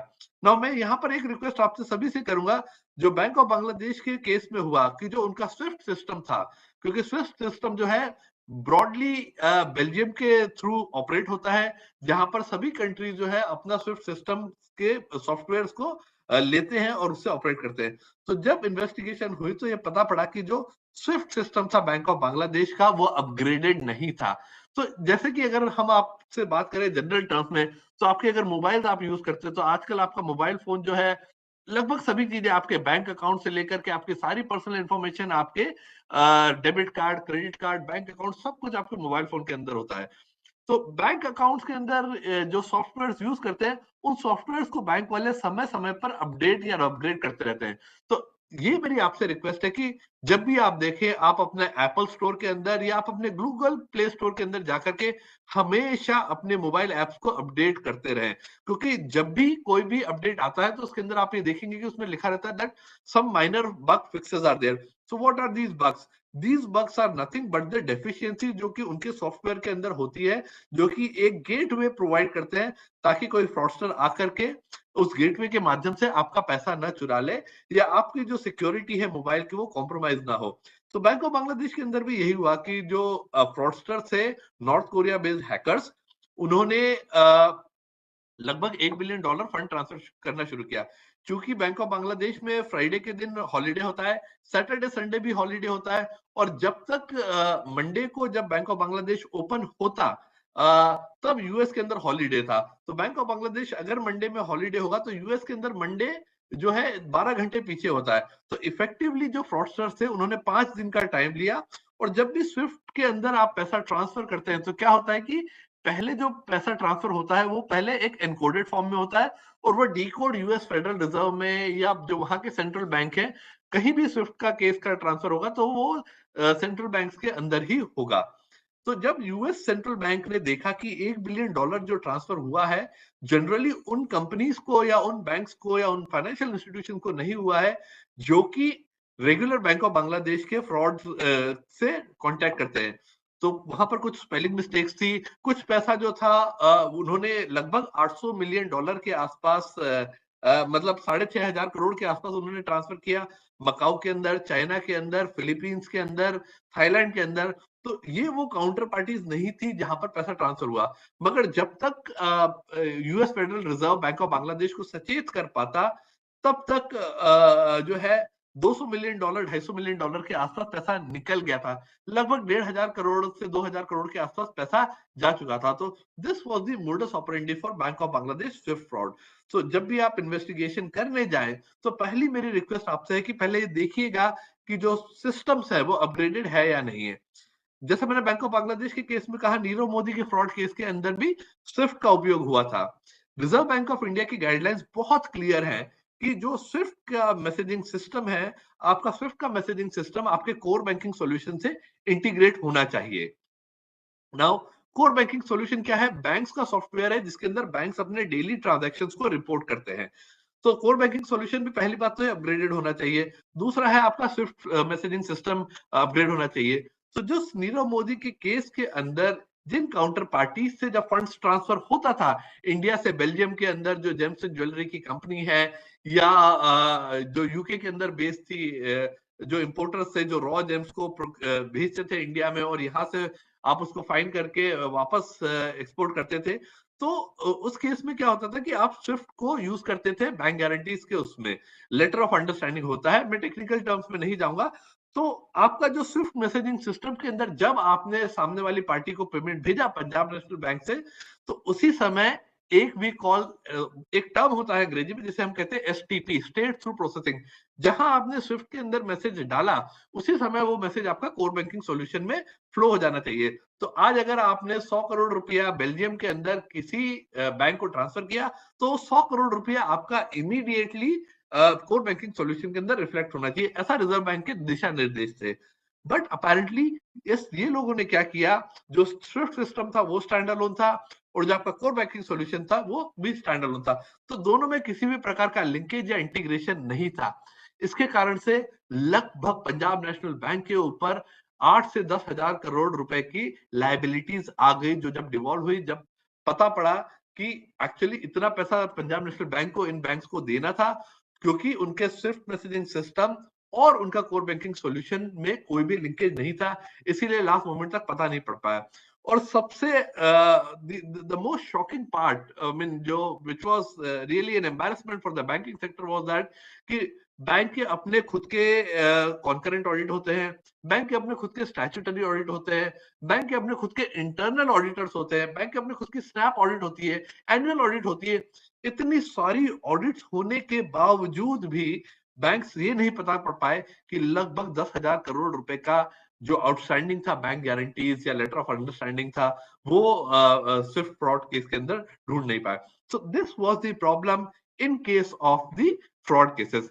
नाउ जब भी सर्वे किया है, सर्वे के माध्यम से ये पता पड़ा है कि सबसे मेजर रिस्क जो सिग्निफिकेंट चैलेंज है वो है cyber attacks. Now every funds or movement or every fund that we are transferring, every transaction we are doing is all through online. So unless and until your system, your LAN, your WAN, or as a matter of fact your mobile phone, unless and until they are secure to the core, then it will be easy for you to get yourself secured against these kind of frauds. Otherwise, if your system is compromised, if your machines are compromised, if your mobile phones are compromised, the biggest risk that you are going to face is going to be the cyber attacks. Now, problem क्या हो रहा है कि fraudster जो हो रहा है वो हमेशा एक कदम आगे होते हैं बैंकों से, और वो लोग कस्टमर्स को मैनिपुलेट कर रहे हैं, उनको कोयर्स कर रहे हैं कि वो पेमेंट्स करें, उन्हें अलग अलग तरह के हथकंडे अपना रहे हैं जो कि बैंक के सिस्टम को बाईपास कर रहा है ना। बैंक्स ने भी अपने खुद के सिस्टम बना रखे जो कि काफी रोबस्ट है, मगर बैंक्स हमेशा यही कहती है लोगों से कि प्लीज प्लीज प्लीज अपने कभी भी क्रेडेंशियल्स, अपनी कॉन्फिडेंशियल इंफॉर्मेशन कभी भी शेयर मत कीजिए। So this is what is happening is that the fraudsters, what they're doing is that they're manipulating and coercing customers into making payments. Now the problem with banks is very peculiar because banks क्या कर रही है, banks के लिए customer experience बहुत बड़ी बात हो जाती है, क्योंकि बैंक्स को अगर कस्टमर्स को रिटेन करना है तो उन्हें सफिस्टिकेटेड प्रोडक्ट्स देना पड़ेगा, उन्हें कस्टमर्स को नए नए अच्छे अच्छे एक्सपीरियंसेस देना पड़ेंगे। जब नए नए एक्सपीरियंसेस और अच्छे एक्सपीरियंसेस देना पड़ते हैं तो उस केस में सेफ्टी कहीं ना कहीं कॉम्प्रोमाइज हो जाती है। So this is the biggest dilemma. So this was basically the background of the financial crimes. Now what I will try to do that I will try to show you some of the important data on the frauds that have taken place in this country, and this is something which is very very substantial. This is going to be an eye opener. ये सारा data जो है अगर आप पढ़ना चाहें तो reserve Bank of India की एनुअल रिपोर्ट है, उसके अंदर आता है।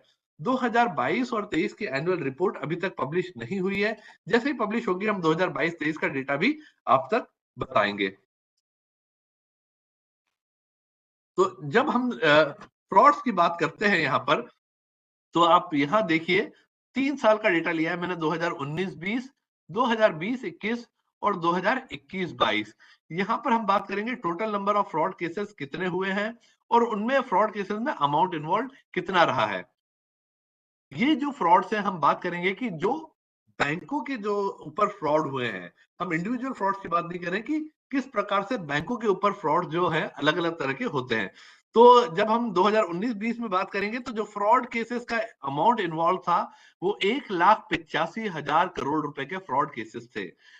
2020-21 के अंदर आप देखेंगे तो फ्रॉड्स का अमाउंट थोड़ा सा घट करके 1,40,000 करोड़ के आसपास हो गया है, क्योंकि 2021-22 के अंदर हमने अपना अकाउंटिंग ईयर जुलाई से जून से चेंज करके अप्रैल से मार्च किया है, तो ये जुलाई से मार्च तक का ही डेटा है जो लगभग 60,000 करोड़ के आसपास है। मगर सबसे चौंकाने वाली बात यह है कि जब हम इंडिया के अंदर फ्रॉड केसेस की बात करें तो 1,81,000 करोड़ में से 1,82,000 करोड़ के लगभग फ्रॉड्स, या 1,38,000 करोड़ में से 1,36,000 करोड़ के लगभग फ्रॉड जो है, जो कि हम देखें टोटल अमाउंट इन्वॉल्व के अंदर तो वो लगभग 97%, 97 to 99% है। ये फ्रॉड जो होते हैं ये होते हैं in the area of advances. इसका मतलब है कि बैंकों से जिन बड़े बड़े बिजनेसमैन या बड़े बड़े इंडस्ट्रियलिस्ट ने लोन लिया है उन एडवांसेस को वापस नहीं दिया गया है। तो इसमें 3 कैटेगरी होती है। पहला होता है कि आपका अकाउंट जो है वो एनपीए है। एनपीए मतलब कि साइक्लिकलिटी के कारण या बिजनेस में कुछ प्रॉब्लम्स के कारण आप पैसा नहीं दे पा रहे हो, नॉन परफॉर्मिंग एसेट्स होता है। Next is your wilful defaulter. Wilful defaulter वो होते हैं जिनके पास में कैपेसिटी तो है पैसा पे करने की, लेकिन वो पैसा पे नहीं करना चाहते। और तीसरा होता है फ्रॉड के केसेस। फ्रॉड केसेस का मतलब कि आउटराइटली आपने गलत डॉक्यूमेंट्स बना करके, फंड्स को डाइवर्ट करके बैंक्स के अगेंस्ट फ्रॉड किया है। तो जो सबसे ज्यादा फ्रॉड केसेस हैं आप देखेंगे लगभग 99%, चाहे 2,80,000 करोड़ के आसपास हो या 1,40,000 करोड़ के आसपास हो, ये सारे के सारे फ्रॉड केसेस एडवांसेस के एरिया में हो रहे हैं। अगर आप फॉरेन एक्सचेंज के अंदर देखें तो बहुत कम है। कार्ड या इंटरनेट से रिलेटेड देखेंगे तो लगभग 129 करोड़ रुपए के आसपास या 119 करोड़ या 155 करोड़ के आसपास के ट्रांजैक्शन है। क्योंकि ये जो ट्रांजैक्शन होंगे इंडिविजुअली मेरा 1 लाख का होगा या 10,000 20,000 का होंगे, ऐसे नंबर ऑफ इंस्टांसेस बहुत ज्यादा होंगे। क्योंकि टोटल ट्रांजेक्शन आप देखेंगे तो नंबर ऑफ इंस्टांसेस के मामले में बहुत ज्यादा होंगे, मगर जो फ्रॉड्स जो इस देश के अंदर सबसे मेजर प्रॉब्लम्स है वो है एडवांसेस के केसेस के अंदर। So we will talk about what exactly are these kind of frauds. This is another data that gives you an indication of which are the banks which are predominantly involved in the fraud cases. So अगर आप banks की बात करें तो लगभग public sector bank में 2019-20 के अंदर 80% शेयर जो था फ्रॉड केसेस में पब्लिक सेक्टर बैंक का था। 2020-21 के अंदर देखा जाए तो लगभग 60% शेयर पब्लिक सेक्टर बैंक का था, और 2021-22 के अंदर लगभग 67 यानी 2/3 जो हिस्सा था वो पब्लिक सेक्टर बैंक का था। तो इसका मतलब जो भी फ्रॉड केसेस हो रहे हैं उसके अंदर पब्लिक सेक्टर बैंक्स के अगेंस्ट फ्रॉड्स होना बहुत कॉमन है और सबसे ज्यादा शेयर उन्हीं का ही है। जबकि आप देखें प्राइवेट सेक्टर बैंक का शेयर 17,000 करोड़ या 46,000 करोड़ या 35,000 करोड़ के आसपास ही पिछले 3 सालों में, जो कि लगभग 28 से 30% या 35% के बीच में ही रहा है। आप foreign banks, financial institutions, payment banks वगैरह का देखेंगे तो इनका जो डेटा है वो बहुत कम है। बट मेजर कंसर्न क्या है पब्लिक सेक्टर बैंक्स के बारे में। नाउ हमने इन सभी चीजों का एक एनालिसिस किया और हम बात करेंगे कि फ्रॉड केसेस जिनके अंदर 1 लाख से ज्यादा का अमाउंट इन्वॉल्व है। जब हमने इन सब केसेस का एनालिसिस किया तो हमने ये पाया है कि जो एवरेज टाइम की लैग है फ्रॉड केसेस को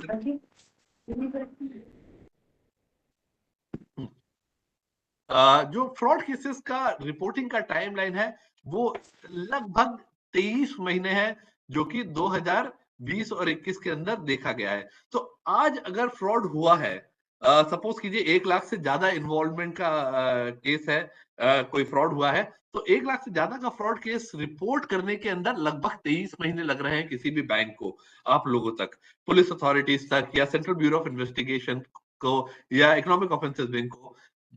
मगर जब हम फ्रॉड केसेस की बात करें जिसमें 100 करोड़ से ज्यादा का पैसा इन्वॉल्व है बैंकिंग फ्रॉड्स के अंदर, तो आप देखेंगे लगभग टाइम लैग है 57 महीने का।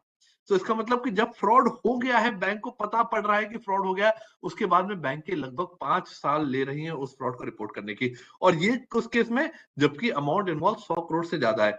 और 100 करोड़ से ज्यादा का अमाउंट है तो यू कैन इमेजिन कि जो हमारे पास मेरे जो जनरल डिस्कशंस हुए हैं उसके अंदर कहते हैं कि जो 100 करोड़ से ज्यादा वाले बोरोवर है, जिस दिन वो फ्रॉड करते हैं, अगर पुलिस अथॉरिटीज या सीबीआई अगर हाई कोर्ट से नोटिस लेकर के आती है अरेस्ट करने के लिए फ्रॉडस्टर को, तो अगले दिन वो सुप्रीम कोर्ट से किसी भी 20, 25, 50 लाख रुपए लेकर के लॉयर के पास चला जाता है और हाई कोर्ट के नोटिस को धता बता करके कह देता है कि अगर आप मुझे अरेस्ट करना चाहते हैं तो आपको मुझे मिनिमम 3 से 5 दिन का नोटिस देना पड़ेगा। और जहां पुलिस अथॉरिटीज या CBI people they go with a 3 day notice, तब तक वो चार्टर्ड फ्लाइट लेकर के दुनिया के दूसरे कोने में पहुंच जाता है जहां से उसको पकड़ना नामुमकिन होता है।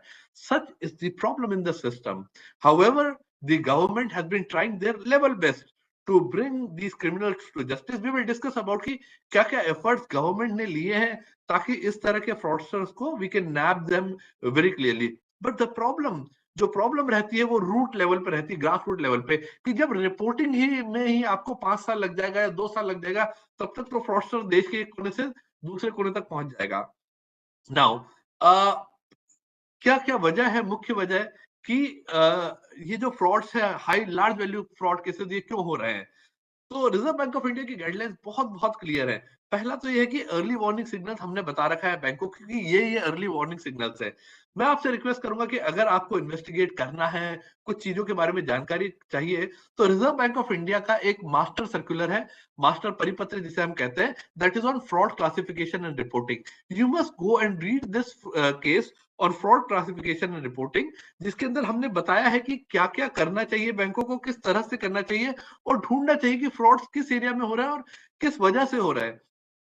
तो हर एक केस के अंदर क्या होता है कि एक अर्ली वार्निंग सिग्नल बताता है। जब उन अर्ली वार्निंग सिग्नल्स को बैंक नजरअंदाज करना शुरू करते हैं तो क्या होता है कि एक रेड फ्लैग जनरेट हो जाता है। तो banks are very poor in implementation of these early warning signals. इसी तरह से जब इंटरनल ऑडिट होता है तो internal audit systems are really very poor.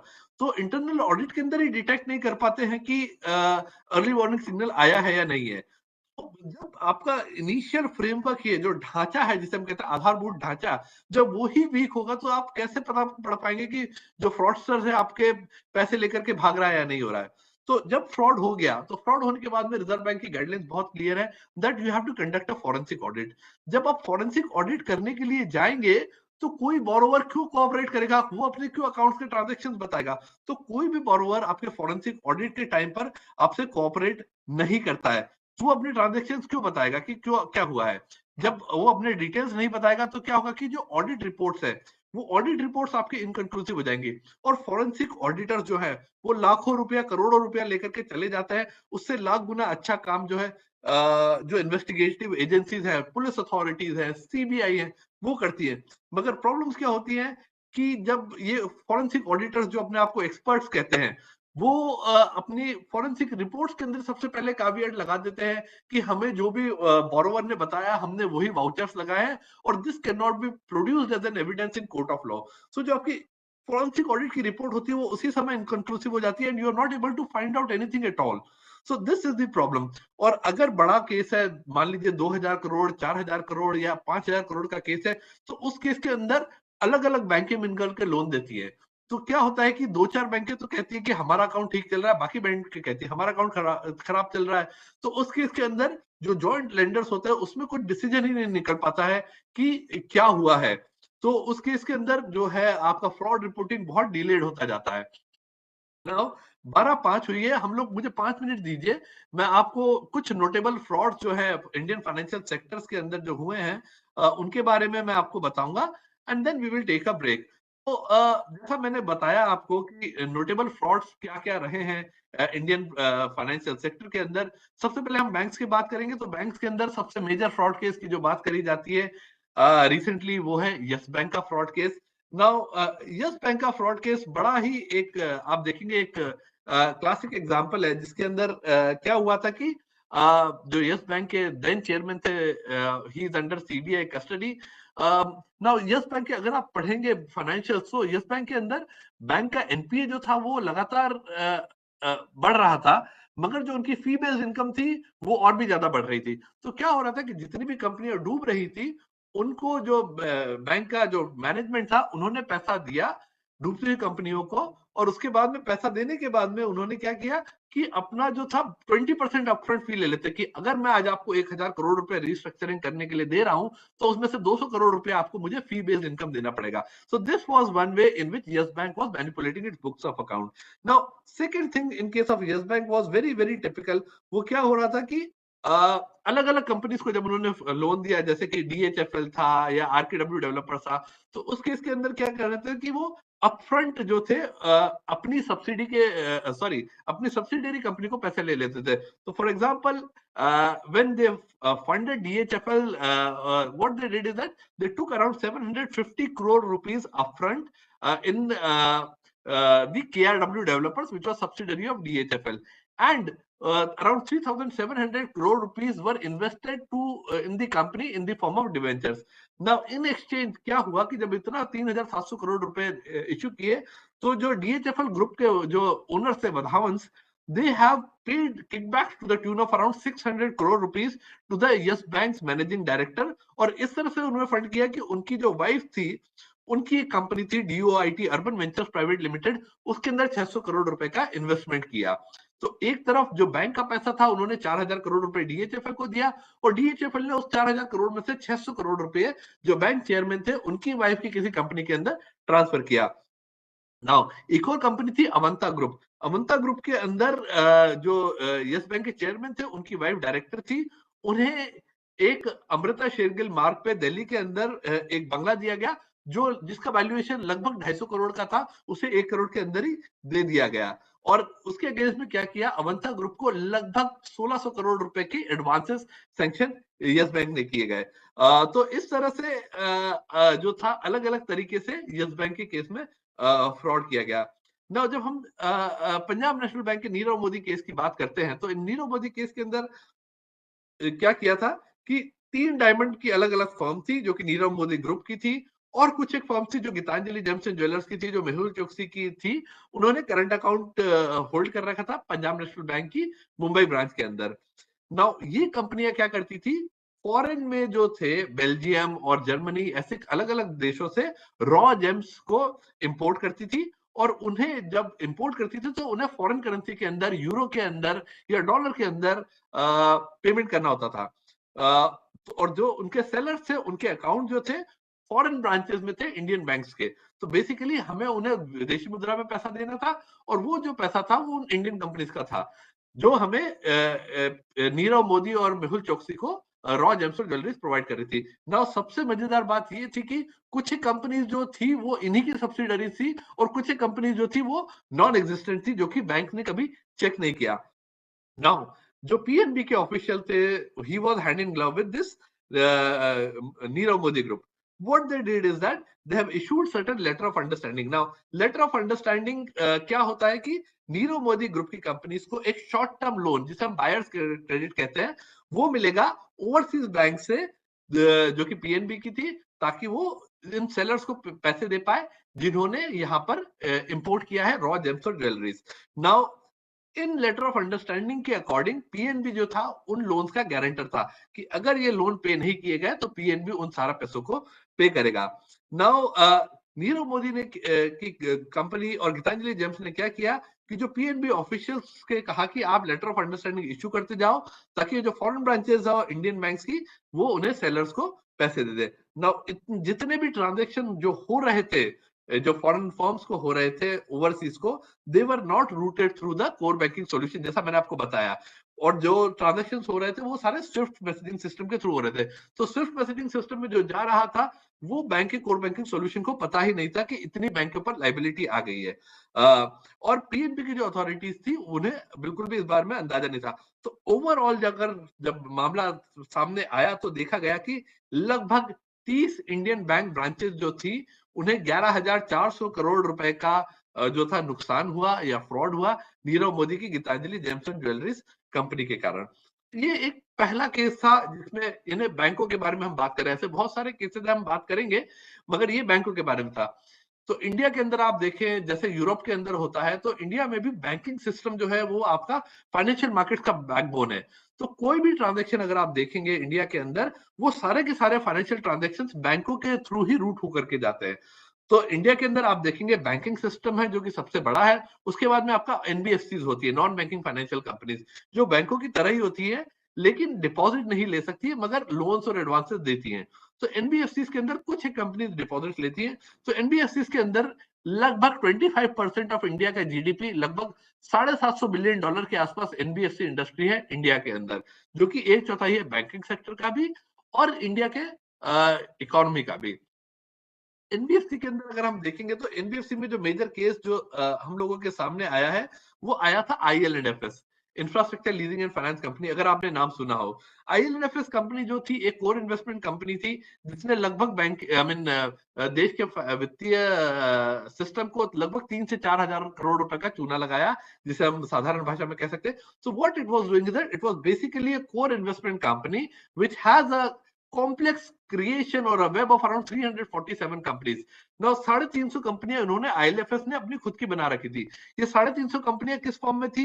एक बहुत ओपेक सा स्ट्रक्चर था जिसमें ये नहीं पता था कि किस तरह की कंपनियां। ये कंपनियां उन्होंने होली ओन सब्सिडरी बना रखी थी कि मेरी खुद की पूरी ओन सब्सिडरी है, एक सब्सिडरी हो सकती है। ये एसोसिएट्स बना रखे थे इन्होंने, और इन्होंने जॉइंट वेंचर्स बना रखे थे। तो इन्होंने क्या किया था कि अपना अलग अलग तरह की 350 जब ये कंपनियां बनाई तो उन्होंने 4 लेयर का सिस्टम बना रखा था अपने। 4 लेयर का सिस्टम के अंदर क्या था कि उन्होंने बहुत कॉम्प्लेक्स स्ट्रक्चर बना रखा था कि जो उनके इंटरनल ऑडिटर्स को भी नहीं पता था कि किस प्रकार का सिस्टम है। नाउ एक टर्म होती है फाइनेंस के अंदर, उसे हम लीवरेज कहते हैं। तो जो इंडस्ट्री लीवरेज होता है वो अराउंड 2.3 टाइम्स होता है। तो इसका मतलब हर एक बैंक की कैपेसिटी होती है, हर एक फाइनेंशियल इंस्टीट्यूशन की कैपेसिटी होती है कि वो कितने गुना लेंड कर सकता है। तो उस लीवरेज रेशियो के अनुसार IL&FS अपना कोई भी बैंकिंग कंपनी है या नॉन बैंकिंग कंपनी है वो लगभग 2.5 गुना लीवरेज कर सकता है। मगर IL&FS के अंदर against the industry standard of 2.5 times the total leverage was around 16 times. और जो 16 टाइम लीवरेज था वो सबसे मेजर प्रॉब्लम था जिसके कारण IL&FS प्रॉब्लम में आया। नाउ IL&FS के अंदर another issue was that this IL&FS was basically a AAA rated company. तो इसके अंदर क्या था कि जो आपकी क्रेडिट रेटिंग एजेंसीज था उनका भी बहुत महत्वपूर्ण योगदान रहा, क्योंकि क्रेडिट रेटिंग एजेंसीज के ऊपर सभी लोग भरोसा करते हैं। तो AAA रेटेड से जंक रेटेड ओवरनाइट IL&FS को कर दिया गया था। सो this was another problem in case of IL&FS। The problem started brewing when IL&FS started under reporting their NPAs and their exposure to group entities. So agar IL&FS ka is my voice not audible? Somebody is asking, am I audible, everyone? Can you please give me some emojis, thumbs up or something like that? Because I think somebody has mentioned that my voice is it clear, right? Yes, sir. Okay, perfectly. Kindly, gentlemen and lady who are having problems, kindly get yourself system checked once again. Okay, so what we were discussing was that जो उन्होंने क्या किया, उन्होंने under reporting किया अपने NPA को। जो NPA उनके 20% थे उन्होंने बताया कि 3% या 4% ही है, और जो उनकी ग्रुप के एंटिटीज थी, जो सब्सिडरी थी, उनको उन्होंने बहुत कम रिपोर्ट किया। इसी तरह से DHFL का भी प्लान था। फिर हम कोऑपरेटिव बैंक सेक्टर के बारे में बात करेंगे। तो कोऑपरेटिव बैंक सेक्टर के अंदर जो सबसे बड़ा फ्रॉड है वो आपने देखा होगा, जो PMC बैंक का रहा है पिछले कई वर्षों में। This PMC bank, Punjab and Maharashtra Cooperative Bank, this was a classic case in which you will, after this I'll give you a break of 5 minutes, kindly cooperate with this. Now in case of Punjab Maharashtra Cooperative Bank, this was amongst one of the largest cooperative banks in the country. Now PMC bank का balance sheet size जो था वो लगभग 8,000 करोड़ रुपए के आसपास था। 8,000 करोड़ रुपए के हिसाब से वो देश की चौथी या पांचवी सबसे बड़ी कोऑपरेटिव बैंक थी। नाउ जब ये फ्रॉड जब लाइट में आया 2019 के अंदर, जब रिजर्व बैंक ऑफ इंडिया की टीम उनके इंस्पेक्शन करने के लिए गई, तो हमने देखा कि जो उनका कोर बैंकिंग सॉल्यूशन था उसके अंदर एक साथ ही लगभग 21,000 खाते एक साथ खुले हुए हैं एक ही पर्टिकुलर दिन में। So what this particular bank has done is that they have created an additional core banking solution system. तो आप मान के चलिए बैंक के जो ट्रांजैक्शन होते हैं वो अपने खुद के कोर बैंकिंग सॉल्यूशन पे होते हैं, मगर इस बैंक के सिर्फ 2 या 3 लोगों को पता था कि एक और parallel core banking solution system उन्होंने डाल रखा है।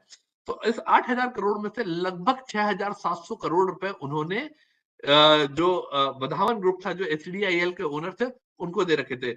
तो रिजर्व बैंक ऑफ इंडिया की एक एक्सपोजर नॉर्म होते हैं, उसके अनुसार आप 5% से ज्यादा आपके बैलेंस शीट का साइज का किसी को नहीं दे सकते हैं कोऑपरेटिव बैंक्स के अंदर। तो आप मान के चलिए कि 8,000 करोड़ में से 6,700 करोड़ तो उन्होंने सिर्फ एक ही पार्टी को दे रखे थे। नाउ जब भी कोई उनका इंटरनल इंस्पेक्शन होता तो वो कहते थे कि हमने ये जो है छोटे छोटे लोन लगभग 20 से 21,000 लोगों को दे रखे हैं और ये सारे लोन एनपीए हो गए हैं। So this was the problem. जब हमारी टीम गई तो हमने कहा कि आप इन 21,000 लोगों में से कम 500 या 700 लोगों के केवाईसी के डॉक्यूमेंट्स हमें लेकर के आइए, उनके सारे ट्रांजैक्शंस लेकर के आइए।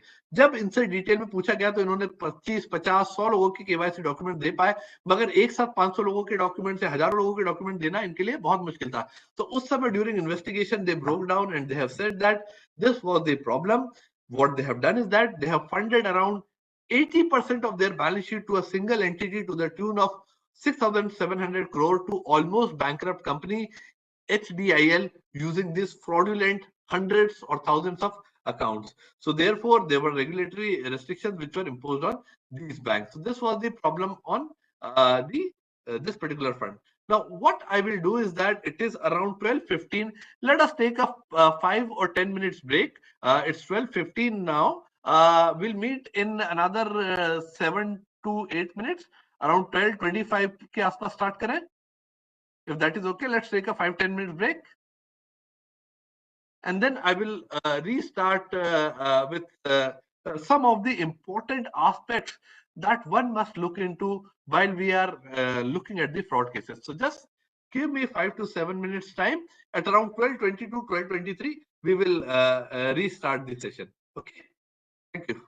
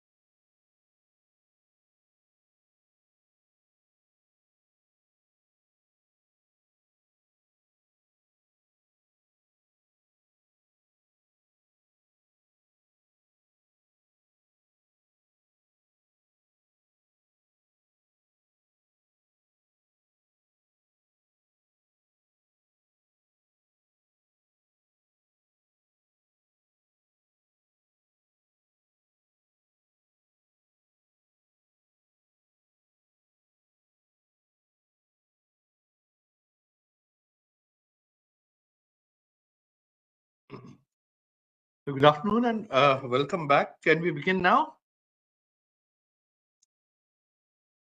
Yes, it's visible, sir. Right. Okay, we can start? Sure, please. Right, thank you. So now, since we have discussed about the three broad sectors in the Indian economy, one is the banking sector, second is the cooperative banking sector, and third is the non-banking financial companies sector. There were three frauds of different domains. One is PNB, which is related to IT, SWIFT-related fraud, non-observance of RBI's guidelines. That led to a loss of around 11,000 crore rupees to the banking sector as a whole. Then in case of Punjab Maharashtra Cooperative Bank, it was a default in case of large exposure norms. There was a problem with the lending of the bank per se. And in case of IL&FS, there was another problem which was completely ignored in terms of financial ratios as a whole. So I have to think, and the banking sector also, we as a regulator also will have to think what we could have done to avoid such frauds. Now that remains an area of concern to all of us. Now, I will come on to some other major frauds that have taken place in the last few years. We will talk about a Zoom developers fraud case, which has defrauded the banking sector to the tune of around 3,000 crore rupees, 3,000 plus crore rupees. Deccan Chronicle, they were the owners of Deccan Charger, IPL cricket team, if you are aware, and Century Communications. Basically, if any of you would have heard about a news channel, Mahua TV, or a music channel, Mahua TV, like that. So all three had a different modus operandi. अपना हिंदी में बोल देंगे तो कि अलग अलग तरीके से इन्होंने फ्रॉड करके बैंकिंग सेक्टर को they have defrauded. Now, in case of Zoom Developers Private Limited, what has happened is that when the investigations revealed is that initially they were having facilities to the tune of 400 or 500 crore rupees, and they were actually working. Sorry, yeah. Actually, they were working in India for construction of businesses. So basically, they were into building premises, etc., and also on and so forth. Now, all of a sudden, somewhere in the year around 2009, the limits for Zoom developers, the bank guarantee limits were enhanced from around 500 crore rupees से लगा करके 2,500 से 3,000 करोड़ रुपए overnight बढ़ा दी गई. जब कोई bank किसी कंपनी की लिमिट 2,500 करोड़ रुपए 5 गुना बढ़ा देता है और उसके ऊपर पीछे कोई रैशनल नहीं होता, तो it is always a major cause of concern कि कोई फाइनेंशियल नहीं है. क्योंकि जब हमने इन्वेस्टिगेट किया तो हमने देखा कि बैंक के बैक पेपर्स के अंदर कहीं भी कोई जस्टिफिकेशन नहीं था कि 500 करोड़ से 3,000 करोड़ रुपए का ऐसा क्या बिजनेस हो गया जो कि इन्होंने कर लिया ओवरनाइट. इन्वेस्टिगेशंस करी तो पता पड़ा कि इन्होंने स्विट्जरलैंड और जर्मनी के अंदर कंस्ट्रक्शन प्रोजेक्ट लिए. नाउ जब भी हम लोन देते हैं, कोई बैंक वाला लोन देता है, तो आपका साइट विजिट जरूरी होता है.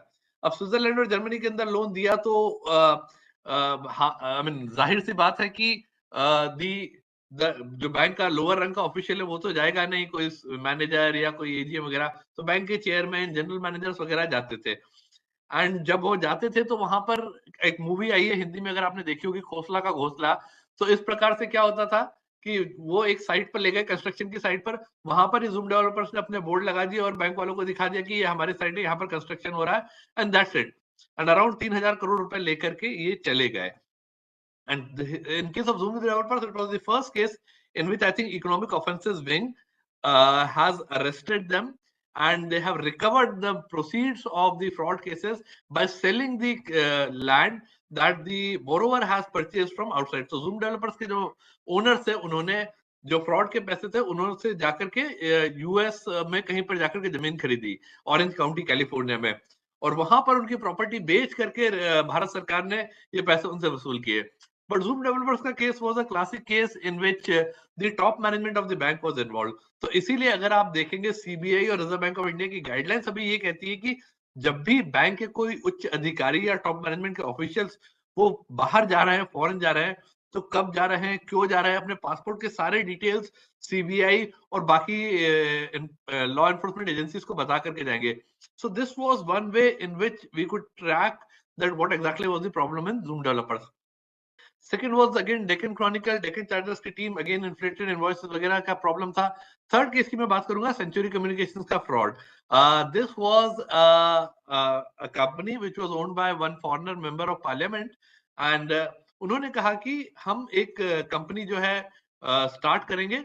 बेसिकली ये जो कंपनी होगी ये न्यूज चैनल्स वगैरह के बिजनेस के अंदर होगी एंड न्यूज चैनल्स का जो बिजनेस होगा, म्यूजिक स्टेशंस का बिजनेस होगा, उसके लिए हम इंडिया के अलग अलग पार्ट के अंदर अपने स्टूडियोज डेवलप करेंगे।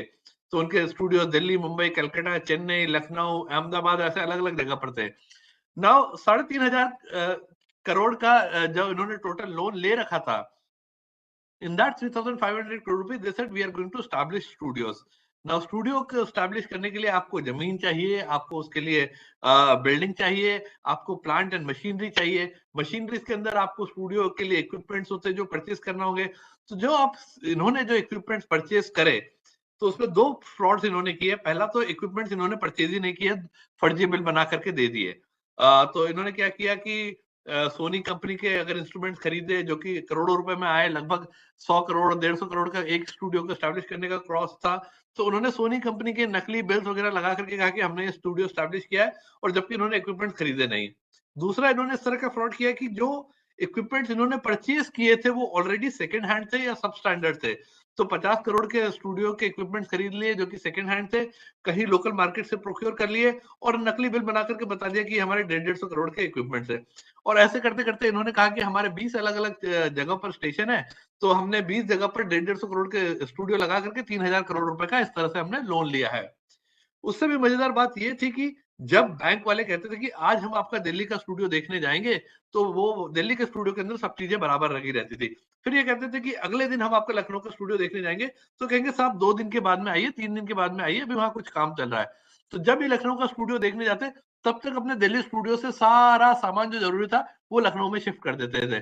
तो इस तरह से लगभग इन्होंने बैंकों को 3,500 करोड़ रुपए का जो फ्रॉड हुआ, उसमें एक तो ओवर इनवॉइसिंग, दूसरा not procuring plant and machinery, और तीसरा I mean giving fabricated bills, non existent property etcetera के थ्रू इन्होंने ये फ्रॉड किया।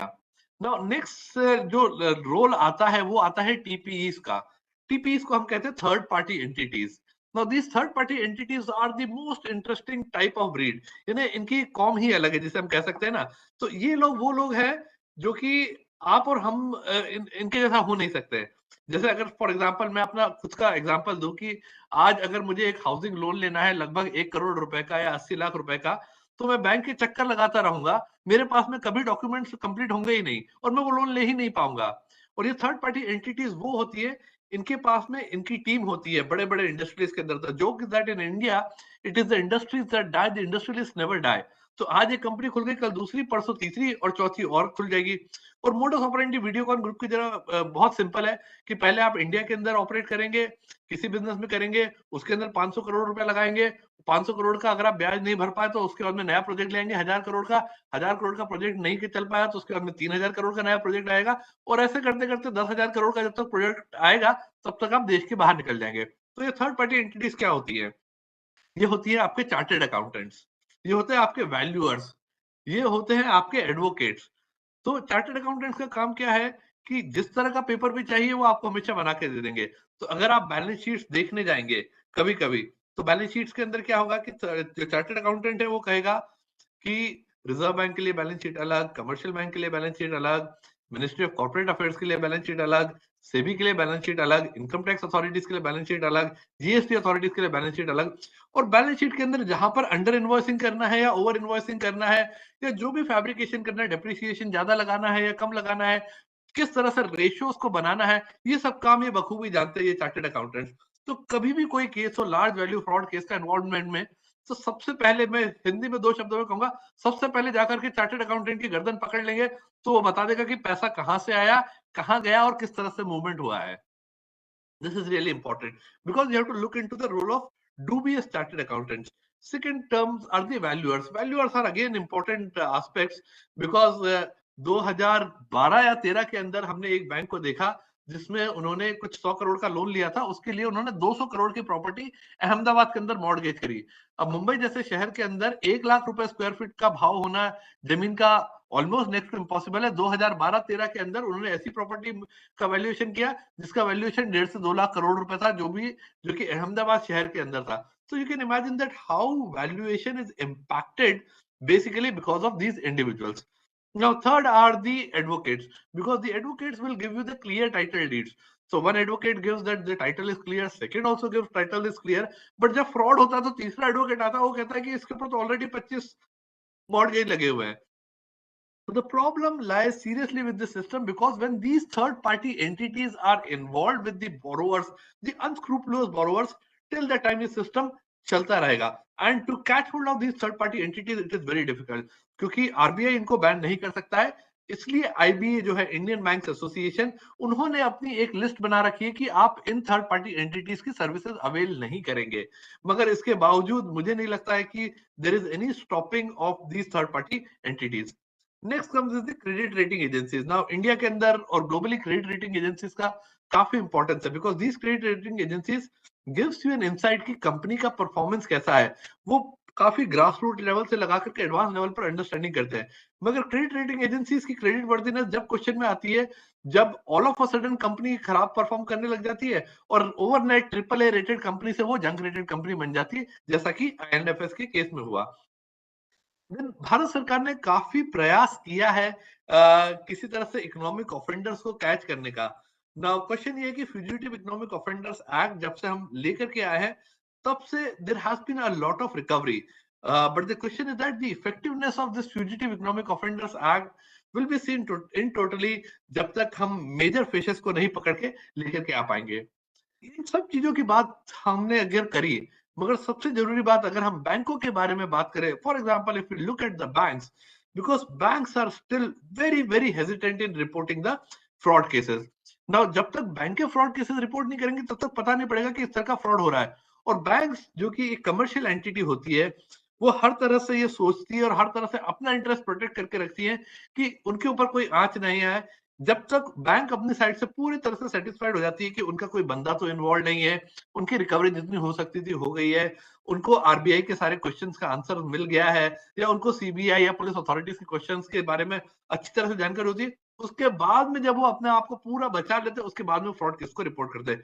इसीलिए आपने देखा होगा कि 100 करोड़ के ऊपर से फ्रॉड केस को रिपोर्ट करने में बैंकों को 5 साल लगते हैं, और 1 लाख से ऊपर के फ्रॉड केस को रिपोर्ट करने में बैंकों को 1 साल लगता है. ये तो एक पहलू है. दूसरा पहलू बैंकों की तरफ से कहा जाता है कि सीबीआई पीपल और the police authorities people are very very harsh on banks. Instead of catching the offenders, they're catching the bankers. So these are the kind of blame games which has been consistently going on. My request to always to both sides is that working in tandem always pays off. अगर bank के समय से सारी information pass on कर दें, तो it would be next to impossible for the culprit to run away from the country or dispose of his assets. क्योंकि जब तक बैंकें बताती हैं, तब तक तो वो अपना सारा पैसा ठिकाने लगा चुका होता है, और उसके बाद रिकवरी के लिए कुछ रहता नहीं है. तो पुलिस अथॉरिटीज तो रिकवरी के लिए एक्सपर्ट नहीं है ना. पुलिस अथॉरिटीज का काम है कि कल्प्रिट को कैच करना और उसको सजा दिलाना. लेकिन बैंक जिस स्टेज पर जाकर के रिपोर्ट करती है, उस स्टेज तक जाकर के जो फ्रॉडस्टर्स है, वो अपना सारा काम क्लीन कर चुका रहता है और क्लीन स्लेट से स्टार्ट करता है. These are some of the definitions जो कि चली आ रही है फ्रॉड्स की. These are again Indian Contract Act के अकॉर्डिंग फ्रॉड की डेफिनेशन क्या है. One is that there is an act of deceiving. Second is that suggestion the fact which is not true. It is their active concealment of fact, a promise made without intention of performing it, or any other act fitted to deceive which is fraudulent as per any law. So this is what basically the definition of fraud is as per Indian Contract Act. Similarly, there was a group on large value fraud cases by RBI in 1997. It says that it is a deliberate act of omission or commission by any person carried out in the course of banking transactions or in the books of accounts. Omission और commission का deliberate act banking transactions या books of accounts के अंदर, चाहे वो manually हुआ हो या कंप्यूटर सिस्टम पे हुआ हो बैंक्स के अंदर, जिससे कि किसी को रॉन्गफुल गेन हो रहा हो, चाहे टेम्पररी पीरियड के लिए अदरवाइज, विद और without monetary loss to the bank. Now RBI का मास्टर सर्कुलर जो है बहुत क्लियर है कि अगर आपको मॉनेटरी लॉस नहीं भी है, मगर इंटेंट टू डिसीव है तो सच केसेस में भी आपको फ्रॉड केस रिपोर्ट करना चाहिए। तो ऐसे केसेस को कहते हैं केसेस ऑफ अटेम्प्टेड फ्रॉड। तो ये केसेस भी बैंकों को बताने में बहुत हिचकिचाहट होती है। मैं आपको कुछ some framework I will try to explain it to you. What is the framework for commercial banks and financial institutions for reporting of fraud cases? Now, as per the Master Circular of Reserve Bank of India, there are broadly 7 categories which classifies fraud under these heads. First is that cheating and forgery. Second is cash shortages. Third is misappropriation and criminal breach of trust. Next is fraudulent encashment through forged instruments, manipulation of books of accounts, fictitious accounts, or conversion of property. Next is unauthorized credit facilities for reward or illegal gratification. Any fraudulent transactions involving foreign exchange or any other type of frauds, उस case के अंदर जो कि fraud case जो कि investigation में है, already under investigation है, अगर सीबीआई या पुलिस अथॉरिटीज ने किसी फ्रॉड केस को सुओ मोटो इन्वेस्टिगेशन शुरू कर दिया है, so that cases should also be reported as a fraud case. Fraud cases pertaining to overseas banks and offices, frauds anywhere in the affiliates, subsidiaries, or joint ventures, etc. So these are the kind of fraud cases that are reported. So this is the reporting framework for fraud cases. There is a central fraud monitoring cell at Reserve Bank of India in which all the banks, financial institutions, NBFCs, and UCBs, they are supposed to furnish their FMR. FMR is nothing but a fraud monitoring report. तो FMR इधर physically या generally ई filing के through जाते हैं और सारे fraud जाकर के सेंट्रल फ्रॉड रजिस्ट्री के अंदर रजिस्टर हो जाते हैं. Now central fraud registry is a reservoir जहां पर सब तरह के फ्रॉडस्टर्स के से रिलेटेड केसेस होते हैं, उनके डिटेल्स होते हैं, उनके गारंटर्स के डिटेल होते हैं, उनके रिलेटिव्स के डिटेल होते हैं, उनकी कंपनीज के डिटेल्स होते हैं, उनके डायरेक्टर्स और उनके रिलेटेड कंपनीज के डिटेल्स होते हैं, उनके गारंटर्स के भी डिटेल होंगे. तो इस तरह से सारी की सारी सेंट्रल फ्रॉड रजिस्ट्री के अंदर ये डिटेल्स होता है. Now what happens in case of central fraud registry is that yes, we will give, sir, don't worry, presentation is ये आप लोगों के लिए ही है, ऐसा कुछ नहीं है, मुझे कुछ नहीं करना है. All I have to do is that disseminate the information and make you guys aware. That is what my intention is. Okay. Now we will move on to the reporting to police and CBI. Now private banks और foreign banks के अंदर अगर 10,000 रुपए से अधिक का case है जो स्टाफ से हुआ है तो वो केस स्टेट पुलिस को जाएगा. 1 लाख से ऊपर का केस स्टेट पुलिस के पास जाएगा और 1 करोड़ से ऊपर का फ्रॉड केस स्टेट पुलिस और सीरियस फ्रॉड इन्वेस्टिगेशन ऑफिस को जाएगा. Now in case of public sector banks, अगर फ्रॉड केस में 10,000 रुपए से ऊपर है लेकिन 1 लाख से नीचे है तो स्टेट पुलिस के पास जाएगा. अगर स्टाफ मेंबर के से इन्वॉल्वमेंट है, 10 लाख रुपए से लगा करके 3 करोड़ रुपए तक का फ्रॉड है, वो सीआईडी या इकोनॉमिक ऑफेंसेस विंग को जाएगा स्टेट पुलिस के पास. 3 करोड़ से लगा करके अगर 25 करोड़ का फ्रॉड है तो वो जाएगा सीबीआई की एंटी करप्शन विंग को. अगर स्टाफ इन्वॉल्व है तो, अगर बैंक का स्टाफ इन्वॉल्व है तो सीबीआई की एंटी करप्शन विंग या इकोनॉमिक ऑफेंसेस विंग के पास जाएगा. 25 करोड़ से 50 करोड़ का केस है तो सीबीआई की जो है banking security and fraud cell. So CBI has got a separate agency which is BS&FC. They are located at all 4 major metro cities. So any fraud case involving an amount of 25 crore rupees to 50 crore rupees would be reported directly to CBI, BS&FC.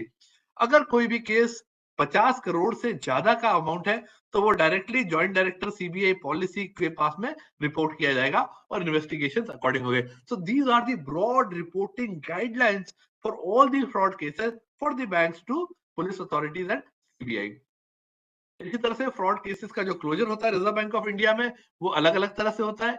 1 lakh के ऊपर का cases का जो fraud cases है, अगर police investigation या CBI investigation complete हो गई हो या कोर्ट ने मामला डिस्पोज कर दिया हो, स्टाफ अकाउंटेबिलिटी हो गई हो, अमाउंट जो है फ्रॉड का पूरा रिकवर को कर लिया हो, इंश्योरेंस क्लेम सेटल हो गया हो, या बैंक ने अपने बोर्ड से ये सर्टिफिकेट ले लिया है कि इस तरह के सिस्टम के लूप होल को उन्होंने सारा ठीक कर दिया है, तभी क्लोज किया जाएगा फ्रॉड का case reserve Bank of India की तरफ से.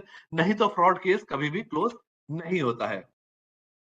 ओके, नाउ मैं अब आपको रिजर्व बैंक ऑफ इंडिया के बारे में बताऊंगा कि व्हाट एग्जैक्टली फ्रॉड्स क्या क्या होते हैं, किस किस तरह से होते हैं.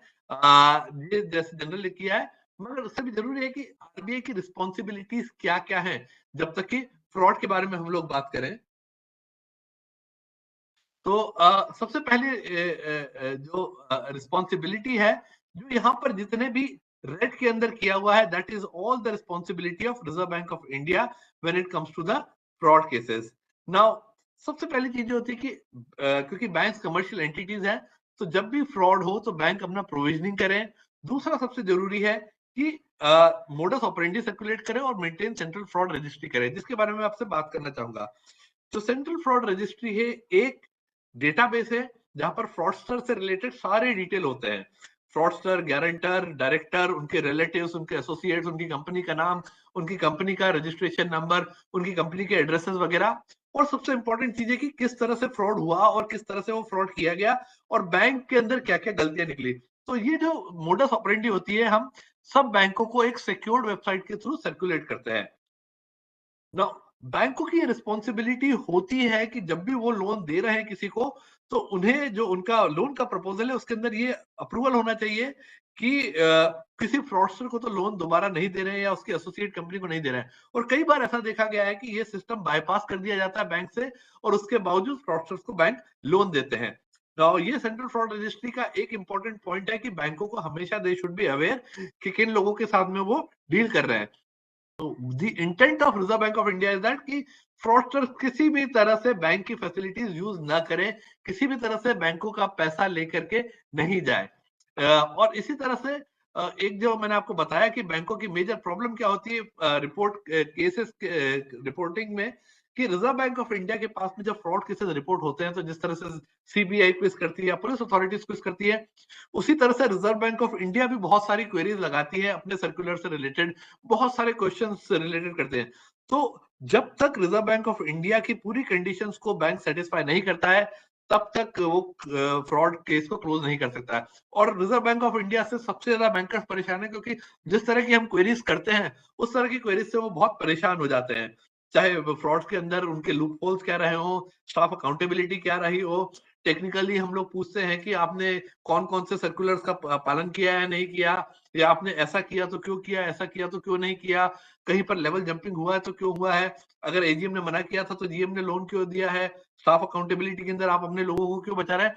तो ये सारी जो डेवलपमेंट्स होती है रिकवरी से रिलेटेड, क्योंकि किसी भी लोन के अंदर 3 स्टेजेस होती है। पहली होती प्री सैंक्शन, कि सैंक्शन करने के पहले आपने क्या क्या देखा, क्योंकि सैंक्शन करने के पहले तो सब कुछ अच्छा दिखता है, लेकिन जब पैसा लेकर के फ्रॉडस्टर भाग जाता है उसके बाद तो कुछ नहीं होता है।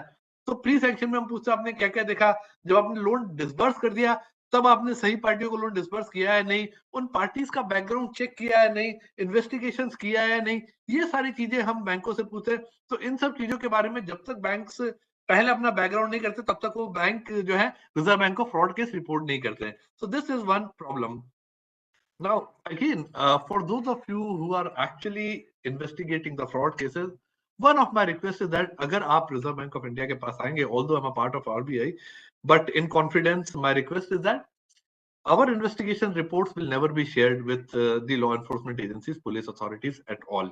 So even if you ask for some reports and all, we will not share. So one way to find out our investigation is that you can approach the CBI, BS and FC, the Joint Director Policy. There we share on a quarterly basis some of the investigation reports of Reserve Bank of India. So if you can approach them, or you can approach Ministry of Finance, DFS, Department of Financial Services. उसके अंदर एक vigilance cell है, वहां पर कुछ cases के अंदर हम लोग उनको क्वार्टरली बेसिस पर फ्रॉड केसेस में रिपोर्ट देते हैं। This was till the time 2016 तक, जब तक मैं ये डेस्क देख रहा था। उसके बाद तो मुझे पता नहीं, मगर आपको आरबीआई से रिलेटेड अगर फ्रॉड केस में इन्वेस्टिगेशन के बारे में जानना है, तो आपको इधर सीबीआई को अप्रोच करना पड़ेगा या डीएफएस को अप्रोच करना पड़ेगा, जीवन दीप बिल्डिंग के अंदर दिल्ली में। तो they can share, but RBI will not share. So if you want our investigation reports, kindly approach these investigative agencies. Now, the role of RBI in such cases is that, one is that we monitor and collect information on all the frauds which have taken place in the banking system, ताकि main focus ये रहता है कि इस तरह का fraud रेकर ना हो, या बैंकिंग सिस्टम को हम सचेत कर सके कि किस किस तरह से फ्रॉड हो रहा है। और अगर बैंकों की पॉलिसी के अंदर कहीं कुछ पर लूप होल्स है तो उन लूप होल्स को प्लग करें, या अगर पूरे सिस्टम के लेवल के ऊपर बैंकिंग सिस्टम के अंदर कुछ प्रॉब्लम है तो हम उन लेवल्स को ठीक कर सके। तो ये एक रीजन होता है कि हम बैंकों से मॉनिटर करते हैं और इंफॉर्मेशन कलेक्ट करते हैं सारे फ्रॉड के ऊपर। और इसी तरह से जब हमारे पास फ्रॉड रजिस्ट्री होती है तो हम सारी बैंकों को अलर्ट करते हैं सिक्योर्ड वेबसाइट के थ्रू कि which are the major fraud prone areas, कहां पर बैंकों को अपना इन्वेस्टिगेशन को सुदृढ़ करने की आवश्यकता है, so that banks do not fall prey to such fraudsters. Next is that we alert on the new modus operandi of frauds and against fraudsters. As and when कोई भी नए तरीके का फ्रॉड आता है, हम immediately banks को बता देते हैं कि इस तरह का फ्रॉड आया, please be very very careful about such frauds and such fraudsters, and these are the individuals.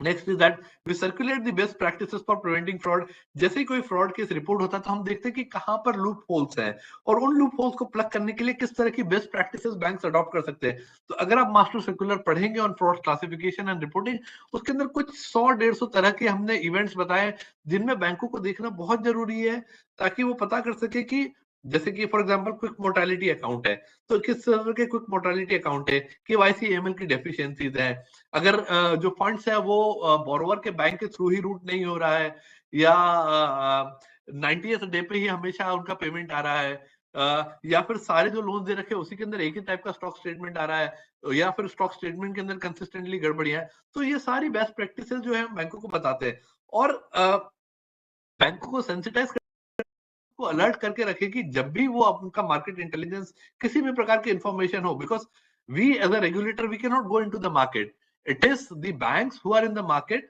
who knows about the behavior of the borrower very very well, so they should alert their employees to have some insider information about the banking sector, and then finally follow up करते हैं bank के fraud cases के बारे में कि बैंकों का जो इंटरनल कंट्रोल सिस्टम हो इफेक्टिव हो, उनके स्टैट्यूटरी ऑडिटर्स, उनके कॉन्करेंट ऑडिटर्स, उनके जो रेगुलर ऑडिटर्स है, उनको सबको हम लोग ट्रेनिंग देते हैं, बताते हैं कि किस तरह से आप देख सकते हैं कि कहां कहां पर प्रॉब्लम हो सकती है जब आप लोन सैंक्शन करते हैं। बट बॉटम लाइन तो ये सब कहने के बाद में यही है कि जो प्राइमरी रिस्पॉन्सिबिलिटी होती है फ्रॉड प्रिवेंशन की, वो तो बैंकों के साथ में ही है, किसी और के साथ में नहीं है। तो it is basically the banks only who have to look into this consideration that the frauds are prevented at their level itself. So this is around 12:55. What I'll do is that I will close this presentation now.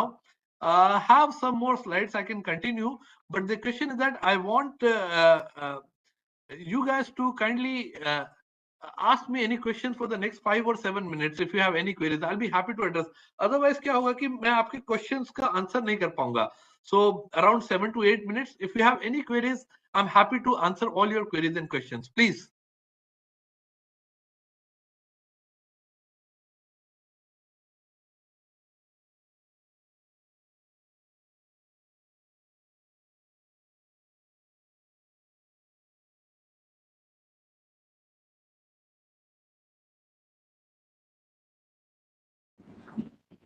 Good afternoon, sir. Good afternoon. Please tell me. Myself, SDPO Lalbagh from Murshidabad, West Bengal, sir. Please. Good afternoon. Tell me, sir. Sir, actually, nowadays we can see that betting in IPL, this is growing in a huge scale. So, is there any particular provision or law by which we can curb this type of menace, social menace? If you kindly highlight on this point, sir.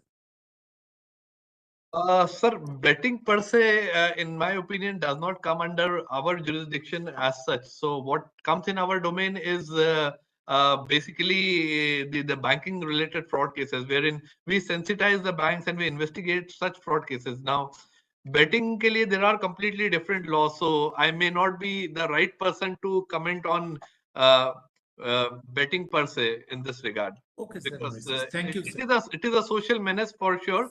But again, in some of the countries, I think betting is legalized. So I'm not the appropriate person in terms of betting to speak. Sir, thank you, sir.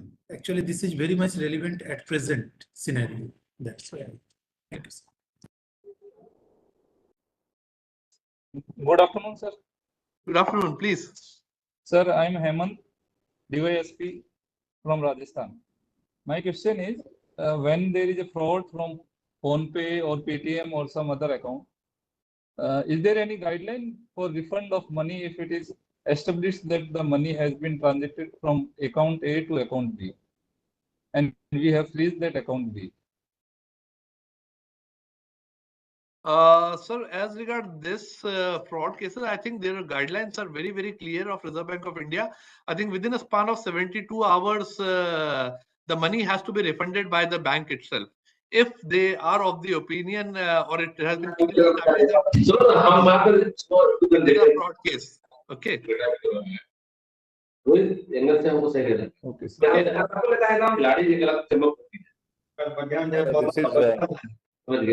There is some interruption. Yes, sir. Somebody is talking. I am Niranjan Kumar from Police Training College, Tirupati, Andhra Pradesh, sir. Yes, please, sir. Good afternoon. Tell me, sir. Sir, I have one small doubt, sir. See, sir, some cybercrime has taken place, and 1 lakh rupees were snatched away by some unknown accused person, and the local police is not showing any interest for registration of a case. What he did is the victim is he submitted an online complaint to the cybercrime portal. Yes. It was recorded online. He has submitted, but the local police is insisting for FIR, first information report. Yes. In such case, can we block that amount? Can we block that amount only basing on the online complaint?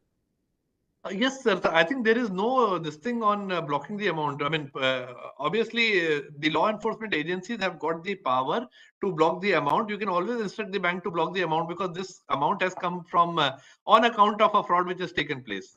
No, sir. What happened is, sir, my submission is fraud has taken place. Perfectly fine.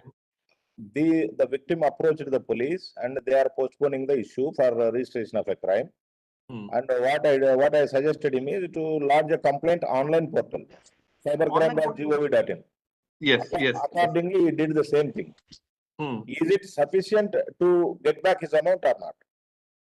I think it is sufficient, but then we'll have to look into the aspect that whether the fraud was perpetrated on account of the mistake of the person who's holding the account. So, because there are three conditions.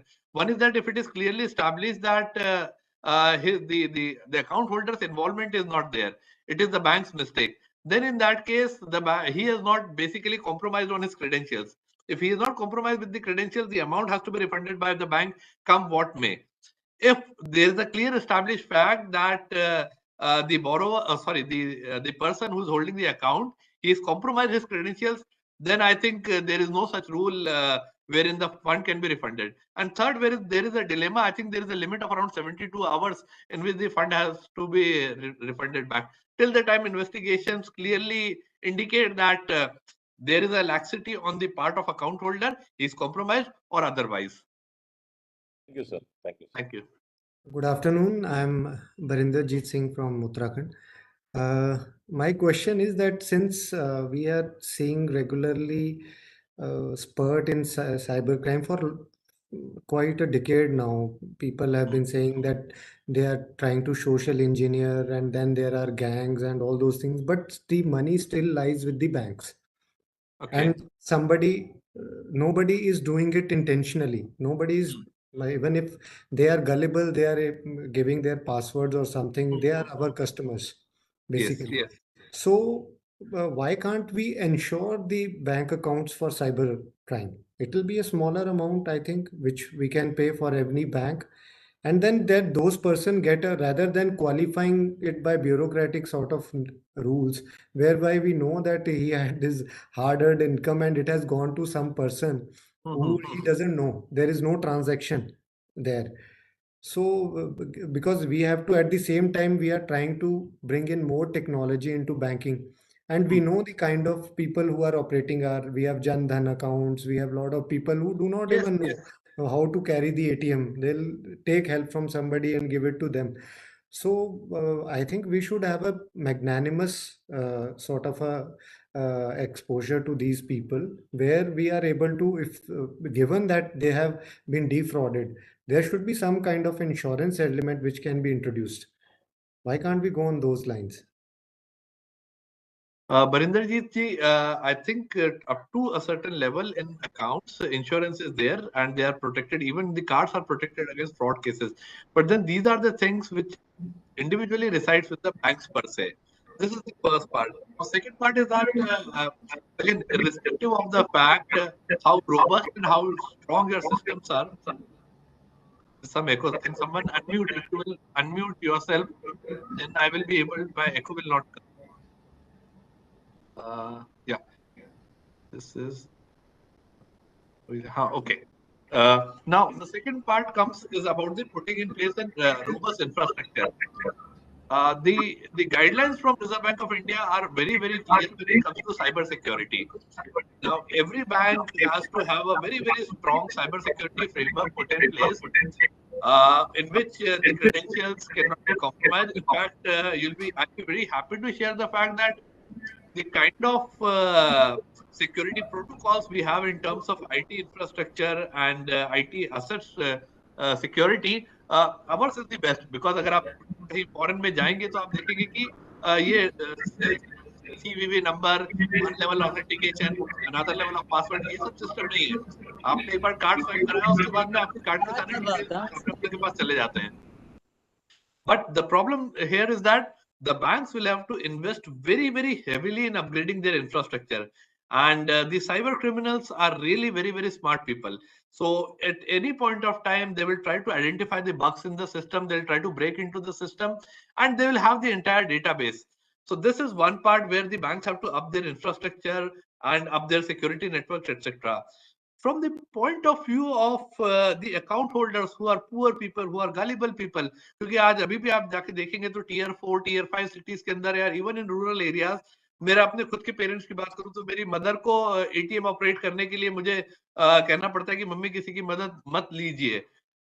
So unless and until there's a very strong focus from the side of the banking sector, from the side of Reserve Bank of India, or otherwise also to make every individual aware that what sort of security measures they should put in place, it will be very difficult, because fraudsters are always trying to find new techniques to defraud the people. हालांकि उन सब चीजों में हम लोग accounts को track कर सकते हैं, मगर प्रॉब्लम ये होता है कि वो एक तो उसके इसमें डायनामिक आईपी एड्रेस होता है, KYC AML का जो बैंक का फ्रेमवर्क है वो भी बहुत पुअर हो जाता है, तो उसके इसमें भी हमें पता नहीं पड़ता है. और थर्ड थिंग ये होता है कि अगर हम पुलिस अथॉरिटीज की भी बात करें तो 5-5 हजार 10-10 हजार के केसेस के अंदर आई मीन उनके लिए तो बहुत छोटा केस है, मगर अगर सिस्टम वाइड देखें तो these fraudsters, they operate in such silo that in a single day, if they are able to track at least 10 to 15 customers, they will make at least 1 lakh rupees to 2 lakh rupees very comfortably. So two things I will emphasize here is that one is that the banks are not upgrading their systems, which is the need of the hour, because banks ke liye bhi it comes at a huge cost, very huge cost. And second is that at the user level, there has to be awareness and there has to be some sort of alertness, because जब तक awareness नहीं होगी तब तक alertness नहीं आएगी. और ये एक मेजर इश्यू है, क्योंकि हम जनरली देखा जाता है तो Indians are not very smart people, very extremely literate in terms of financial transactions, and B, we are very kind of as you put it rightly, gullible people. तो हम किसी के भी बहकावे में आकर के आसानी से कोई भी चीज डिटेल दे सकते हैं. कल को आपको भी कोई बैंक वाला कहता है कि सर आपका केवाईसी कंप्लीट नहीं है, आप ये डॉक्यूमेंट दे दीजिए, आप बिना सोचे समझे बिना बैंक वाले से पूछे उसको डॉक्यूमेंट फॉरवर्ड कर देंगे. तो जब तक एक अवेयरनेस नहीं आएगी और दूसरा अलर्टनेस नहीं आएगी, तब तक ये सिस्टम चलता रहेगा. That is what my submission is. One more suggestion, there some people, if they are holding a large amount of money in the accounts, maybe we can have some manually operated accounts also. People don't want your technology which is harmful for their money. So I think if you can let them tick an option that I don't want ATM, I'll personally come for especially pensioners and all those people, because their family members, they are getting the ATM, then they come after some time that we have been cheated by our own family member. Some kind of range of options should also be thought of, because the way it is developing every day, there is a new kind of fraud. Just now you were saying do not click on some link or something. I got a link myself. I've served in this cybercrime and all, and he said your SIM is going to be you are getting a Blocked. new SIM from Geo. No, you have already been issued so number and it will stop working, the present one. And I thought that somebody must have copied the KYC is everywhere now. We do not know how many banks we have, loans, everything, Aadhaar card, it is now everywhere. So somebody might have got this number from, now all the bank accounts are linked to the number. So they can get you into tizzy any moment. So there could be a better option whereby you can have some operating expenses in one of the account, and your major savings of your whatever your salary or your pensions, especially, they can be kept in account where you have to go personally and operate. Just like the old times. Varinder ji, I fully agree with all the points that you have made, but then again, उस case में क्या होता है ना कि अगर आप कहीं रूरल एरियाज में जाएंगे तो वहां पर बैंक मैनेजर ही भगवान बन जाता है. नहीं, but it is his own option. He cannot take out the money. Option is there, but then उसके लिए एक फाइनेंशियल अवेयरनेस होना चाहिए. Because you can keep these points in your awareness. This because suggestion has to come. Somebody is trying to use this technological knowledge asymmetry to their own advantage. So we have to come up with this thing that now the major accounts are there being operated. Business people can operate it, but I am talking about people who want this option. It is not right now. It is not there. So now the bank manager knows that he has not, this guy doesn't want this internet banking and all. He has kept it, and his operating expenses are in another account. So such kind of options we have to bring. Bank वालों के पास बहुत knowledge होता है sir. अभी आप देखेंगे तो क्या होता है कि आजकल बैंक्स में भी जो हम कहते हैं यूनिवर्सल बैंकिंग का कंसेप्ट आ गया है. तो जब बैंक के मैनेजर देखेगा कि इनके इस अकाउंट में ज्यादा पैसा है तो उसको अपना इंसेंटिव बढ़ाने के लिए बोलेगा कि सर इस स्कीम में लगा दीजिए, उस स्कीम में लगा दीजिए, मैं आपको इंश्योरेंस दे देता हूँ, मैं आपको that is a different, that can be caught. It will be local and police will be able to catch them. But these guys are everywhere around. अगर मैं आपको एग्जांपल दूंगा तो शिवराजपुरी का केस है सिटी बैंक का, जहां पर he has defrauded hundreds of people and he took away around 460 crore rupees and ran away.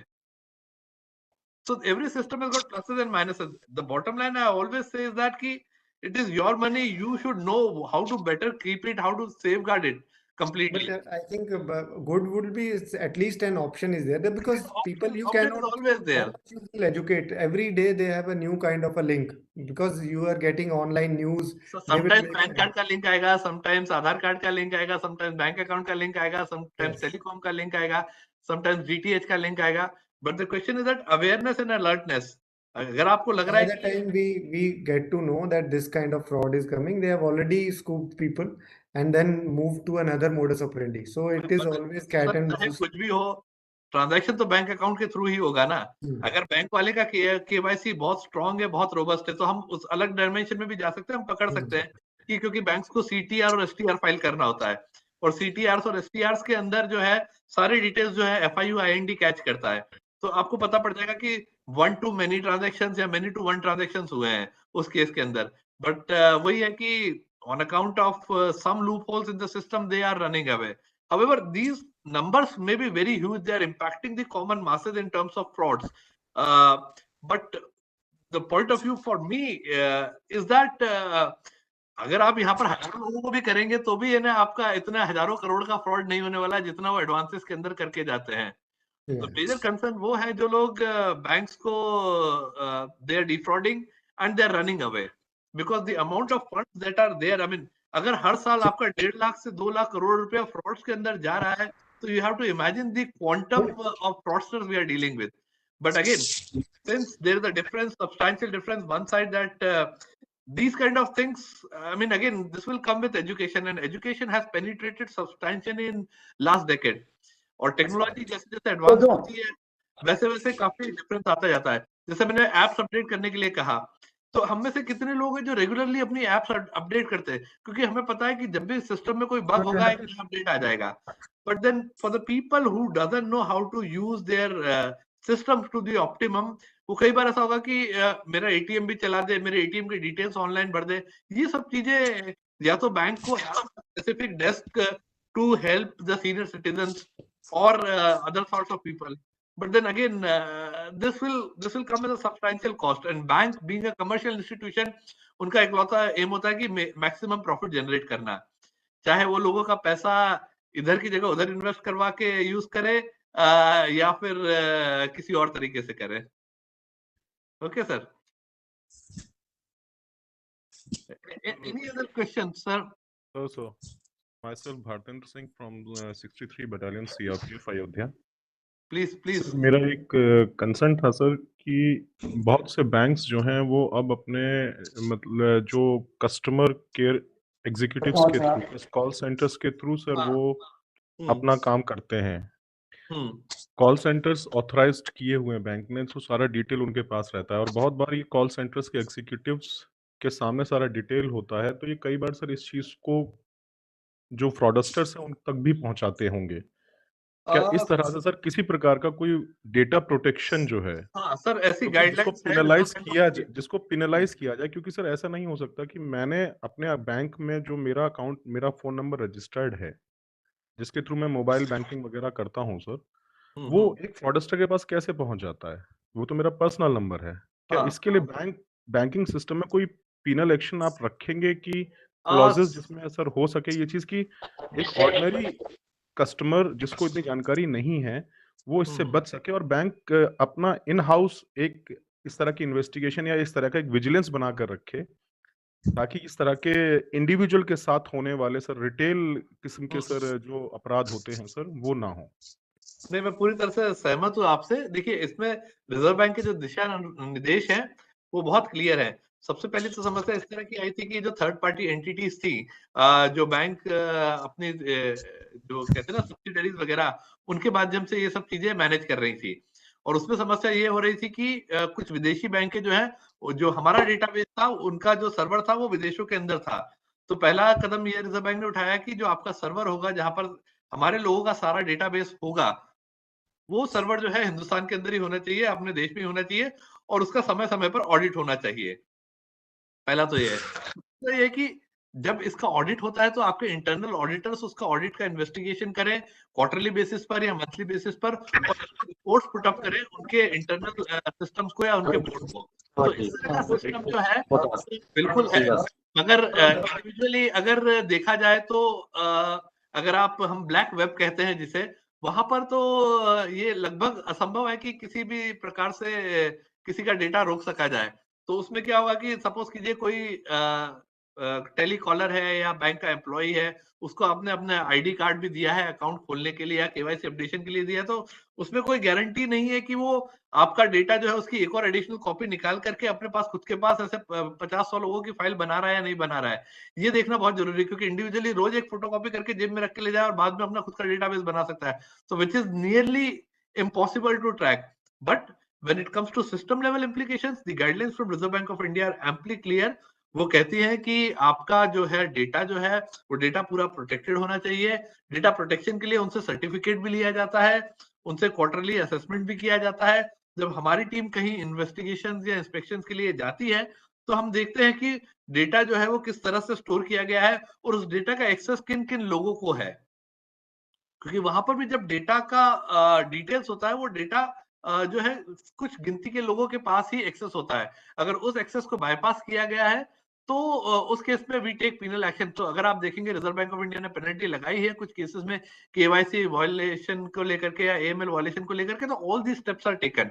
But then again, अगर दिन में मैं 100 कस्टमर से बात कर रहा हूं या कोई कस्टमर अपनी कंप्लेंट लेकर के बैंक को अप्रोच कर रहा है, तो मेरे ख्याल से ऐसा कोई गारंटी नहीं है, ऐसा कोई सिस्टम नहीं है कि आप डेस्क पर बैठे हुए हैं और आपके पास फोन आया और आपने आपका नंबर है और आपका बैंक अकाउंट डिटेल है वो नोट करके अगर वो अपना खुद का डेटाबेस बना रहा है, so that is next to impossible to track in my opinion. But generally the system is very strong, in that's what I have been made to understand whenever we go and see that ways. Okay, sir.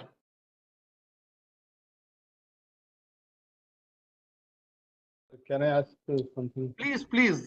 Happy to answer. Sir, you have asked about the fraud monitoring report and about the central fraud registry. What kind of information is available in this central fraud registry, and in case of NBFCs, is there any information available? Sir, there are two things. पहला तो ये है कि fraud registry जो है, ये fraud registry जो है, सेंट्रल फ्रॉड रजिस्ट्री उन लोगों के लिए बना हुआ है जिन्होंने बैंकों के ऊपर फ्रॉड किया है, ठीक है।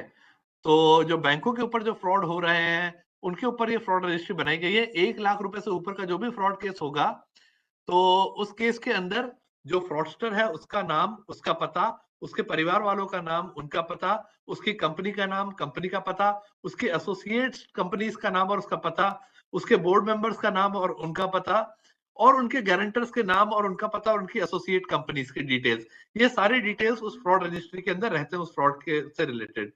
दूसरी चीज ये होती है कि जो मोडस ऑपरेंडी है कि किस तरह से उसने फ्रॉड किया। जैसा मैंने आपको बताया कि फॉर एग्जांपल एक कंपनी है, उसने 50 करोड़ का लोन लिया कि मैं वॉल्वो बसेस खरीदूंगा, 10 मैं वॉल्वो बसेस खरीदूंगा 50-50 लाख की, सॉरी 100 बसें करूंगा 50 लाख की, और जो 50 लाख की मैंने बसेस खरीदी उन 100 बसों का जो पेमेंट था मुझे वॉल्वो कंपनी को ही देना था। तो वॉल्वो कंपनी का जो अकाउंट था, वो वॉल्वो कंपनी का अकाउंट भी उसी बैंक की ब्रांच के अंदर खुल गया। तो आप सोचिए कि पहला तो बैंक ने जब लोन डिसबर्स किया तो उन्होंने ये नहीं देखा कि वॉल्वो कंपनी का अकाउंट कहाँ था, वॉल्वो कंपनी का अकाउंट का केवाईसी क्या था, वॉल्वो कंपनी के अकाउंट के डिटेल्स क्या थे, क्या वो प्रोप्राइटरशिप कंपनी थी या पार्टनरशिप फर्म थी या आईएनसी थी अगर इंटरनेशनल कंपनी है तो। और जब उस कंपनी का अकाउंट उसी बैंक ब्रांच के अंदर खुल गया तो ऑडिटर्स क्या कर रहे थे, उसके बाद में वो अकाउंट में से पैसा कैसे कैसे निकला, तो ये सारी जो डिटेल्स होती है इसे मोडस ऑपरेंडी कहते हैं। तो ये मोडस ऑपरेंडी हम जो है बैंकों को बताते हैं, और ये सारी चीजें एक सिक्योर्ड वेबसाइट के माध्यम से सारे डिटेल्स जो है बैंकों को दिए जाते हैं, ताकि इस प्रकार का फ्रॉड अगली बार ना हो और बैंकें ऐसे लोगों के साथ में डील ना करें। हालांकि हमारा काम ये है कि सिर्फ बताना है, जो लोन देना या नहीं देना ये जो है अपने खुद के विवेक से बैंकें करती है, उसके ऊपर कोई एम्बार्गो रिजर्व बैंक ने नहीं लगा रखा है। आपकी जिसकी मर्जी हो आप उनको लोन दीजिए, उस मामले में रिजर्व बैंक कुछ नहीं बोलेगा। लेकिन हमने आपको बता रखा है कि ये फ्रॉडस्टर्स है और इन फ्रॉडस्टर्स ने इस तरह से फ्रॉड किया है। उसके बावजूद कई केसेस ऐसा हमने देखे हैं जिसके अंदर बैंकों ने लोन दे दिया है, और अगर ऐसा होता है तो फिर हम बैंकों के against we take a lot of action. Okay, अगर आपको चाहिए तो इस तरह से मेरे ख्याल से आपको बैंकों को अप्रोच करना होगा। रिजर्व बैंक ऑफ इंडिया ये इंफॉर्मेशन शेयर नहीं करता है बैंकों के अलावा किसी के साथ। Any other questions? Good afternoon, sir. Good afternoon, please tell me. Sir, I am Abhishek from Jharkhand. I work as a Malkhana in charge in Anti-Corruption Bureau Unit of Jharkhand State. Please. So, sir, actually my query is regarding the currency note which was in use before the 2016 Demonetization. Before the demonetization. So actually there are a lot of cases which were pending, and some cases are disposed right now. So in those cases we have GC note as evidence. Those were of earlier use in 2000, before the 2016. Yes. So sir, we want to change those notes, and we want to deposit those amount in Kosagar or the Treasury accounts of our concerned agency. So sir, what is the procedure regarding that? So two things is that one is that all the pre-2016 notes cease to be a legal tender. So they are no legal tender at all. Under no circumstances they will be accepted. Second thing is that because if I understand correctly, Jharkhand mein to Ranchi Reserve Bank of India is there, but they do not have a issue department or a currency department. So in that case, you have to approach Patna Reserve Bank of India currency issue department. तो वहां पर आप एक बार बात कर लीजिए, जो भी रास्ता होगा they can tell you very clearly in writing what will be the rules with respect to depositing of these notes which pertains to the pre-demonetization era. Because as I said very clearly, Jharkhand does not have an issue office. Issue office is that office of Reserve Bank of India जो currency management देखता है। तो currency management Bihar और झारखंड का जो है वो Patna reserve bank से होता है। तो पटना के अंदर इश्यू डिपार्टमेंट में कोई आप अधिकारी हैं, उच्च अधिकारी, आप एक बार उनसे बात कर लीजिए, they will be definitely in a position to guide you. और अगर if I am not mistaken, one of my batchmates is a DGM there, his name is Praveen Ranjan. If you want you can take his number, website पर होगा उनका number, एक बार उनसे बात कर लीजिए। और चाहे तो मेरा रेफरेंस भी दे दीजिएगा. So I think the resolution would be very, very fast. Thank you, sir. You're welcome, Abhishek ji. So there is one question online from Shri Rana Sangram Singh ji. There has been instances where fraudsters have borrowed loan by forging Aadhaar and PAN card details of forced personnel. Do we have such blockchain mechanism to enforce a check on such activities? No, sir. Unfortunately, we do not have such mechanism, because if any sort of loan which is taken by a person by using identity theft, that has to be done in connivance with the bank official only. Otherwise, no bank official, without your permission, without speaking to you, can offer you a loan or any other facility. So in that case, we do not have any mechanism such as wherein we can stop such fraudsters. But my request is that whenever you are sharing your original identity, PAN card, Aadhaar card, passport, etc., photocopy of that, and on the photocopy, please kindly write it down very, very clearly in big and bold letters with your pen, that this passport, this Aadhaar card is provided to XYZ bank for KYC verification. And I think this will solve 90% of the problems. Okay, sir. Any further questions?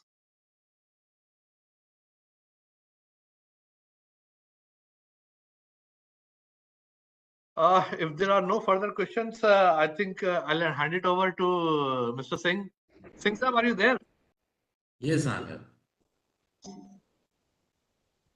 Okay, thank you, Dhirendra sir. Thank you so much. Your vast experience and knowledge in this field were evident throughout your talk. And we are grateful for the time and effort you invested in preparing for and delivering such a comprehensive and informative presentation. Thank you so much for your invaluable contribution to the success of the webinar. It's been an absolute pleasure. Just be with us for next 5 minutes. I would request my senior Assistant Director in charge training, Shri Amit Atut sir, to present a vote of thanks this webinar. Amit sir. Thank you, Surendra. Am I audible? Sure. Welcome, sir. Over to you. Thank you, Surendra. Actually, MHA and BPR&D has directed CAPT to conduct various programs under Azadi Ka Amrit Mahotsav. And accordingly, under the theme of policing in Amrit Kal, emerging paradigms, CAPT has conducted this webinar on financial crime and cooperative frauds effect on Indian economy. First of all, I would like to offer vote of thanks to Shri Pawan Srivastava, IPS Director CAPT, for gracing today's webinar and delivering the inaugural. And on behalf of Director CAPT, I convey my gratitude to Shri Dhirendra Kumar Luharia sir, DGM RBI, for excellent and meaningful session in this webinar on financial crime and cooperative fraud. Sir, we are truly interested with the knowledge and insight given by you on the subject, and I am sure that the knowledge gained from this webinar will be help us all in our efforts to combat financial frauds and safeguard to Indian economy. I urge you to please keep on sharing your experience and guidance to officers in future also. And I also want to thank all the participants for sparing your valuable time and active participation in this online webinar. And it's an urge to all to please be participant in our future events also. In the last but not least, I want to convey my compliments to Shri Surendra Singh, Assistant Director, and his team for this webinar and providing a platform to all the participants to learn and gain knowledge on financial crime. Thank you. Jai Hind. Thank you, Amit sir. Thank you so much. And once again, on behalf of the Director CAPT and all the team who were behind the curtain, I would like to express my heartfelt gratitude to all the participants in the webinar on financial crime. Thank you so much. And it was heartening to note that over 400 police officers from all across the country have participated in this event, and which is a testament to your commitment to ensuring the safety and security of our nation's financial security. Once again, thank you all for participation and your valuable time and attention. And I look forward to your continuous support in the future endeavors. Thank you so much. Thank you. The last, I would also request all the participants to kindly register yourself through the link which we have shared in the WhatsApp group. It would not take much of your time, it's just 5-minute process. I have also shared that link here in the chat box, and I request you all to visit the WhatsApp group or this chat box here and do the registration, please.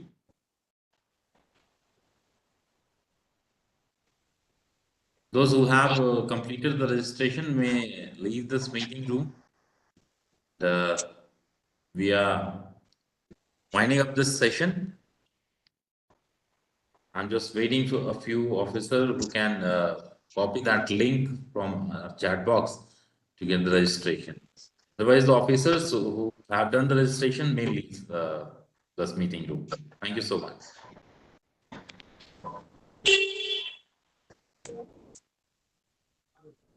Thank you, sir. Thank you, sir. Thank you. Thank you, sir. Thank you. Good afternoon, Padwar sir. Thank you, sir. Thank you, sir. .bsf@gmail.com Anirudh Kumar Singh. Good afternoon, sir. Thank you, sir. Good afternoon, sir. It's a request that this kind of webinars should be held regularly so that we can be benefited from these kind of Thank you, webinars. sir. Sure, we keep on organizing such webinar on any international or national day of importance, and in every month there is an webinar being organized by this CAPT, and we keep on sending the links to all the Director General of the Police and CAPF, and we also publicize this event on Facebook and on Twitter page of the CAPT. वही होगा उसी link से होगा करो बंद Okay, sir. Thank you, sir.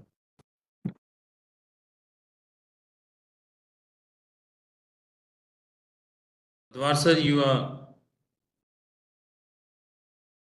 Very good afternoon, sir.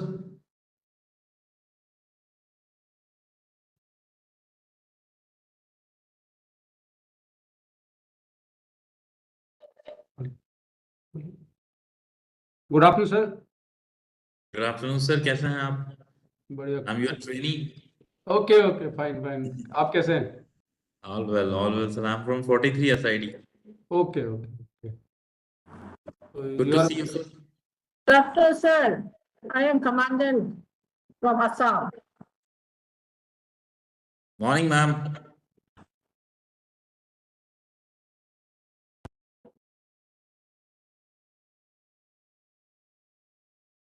Registration कर दूं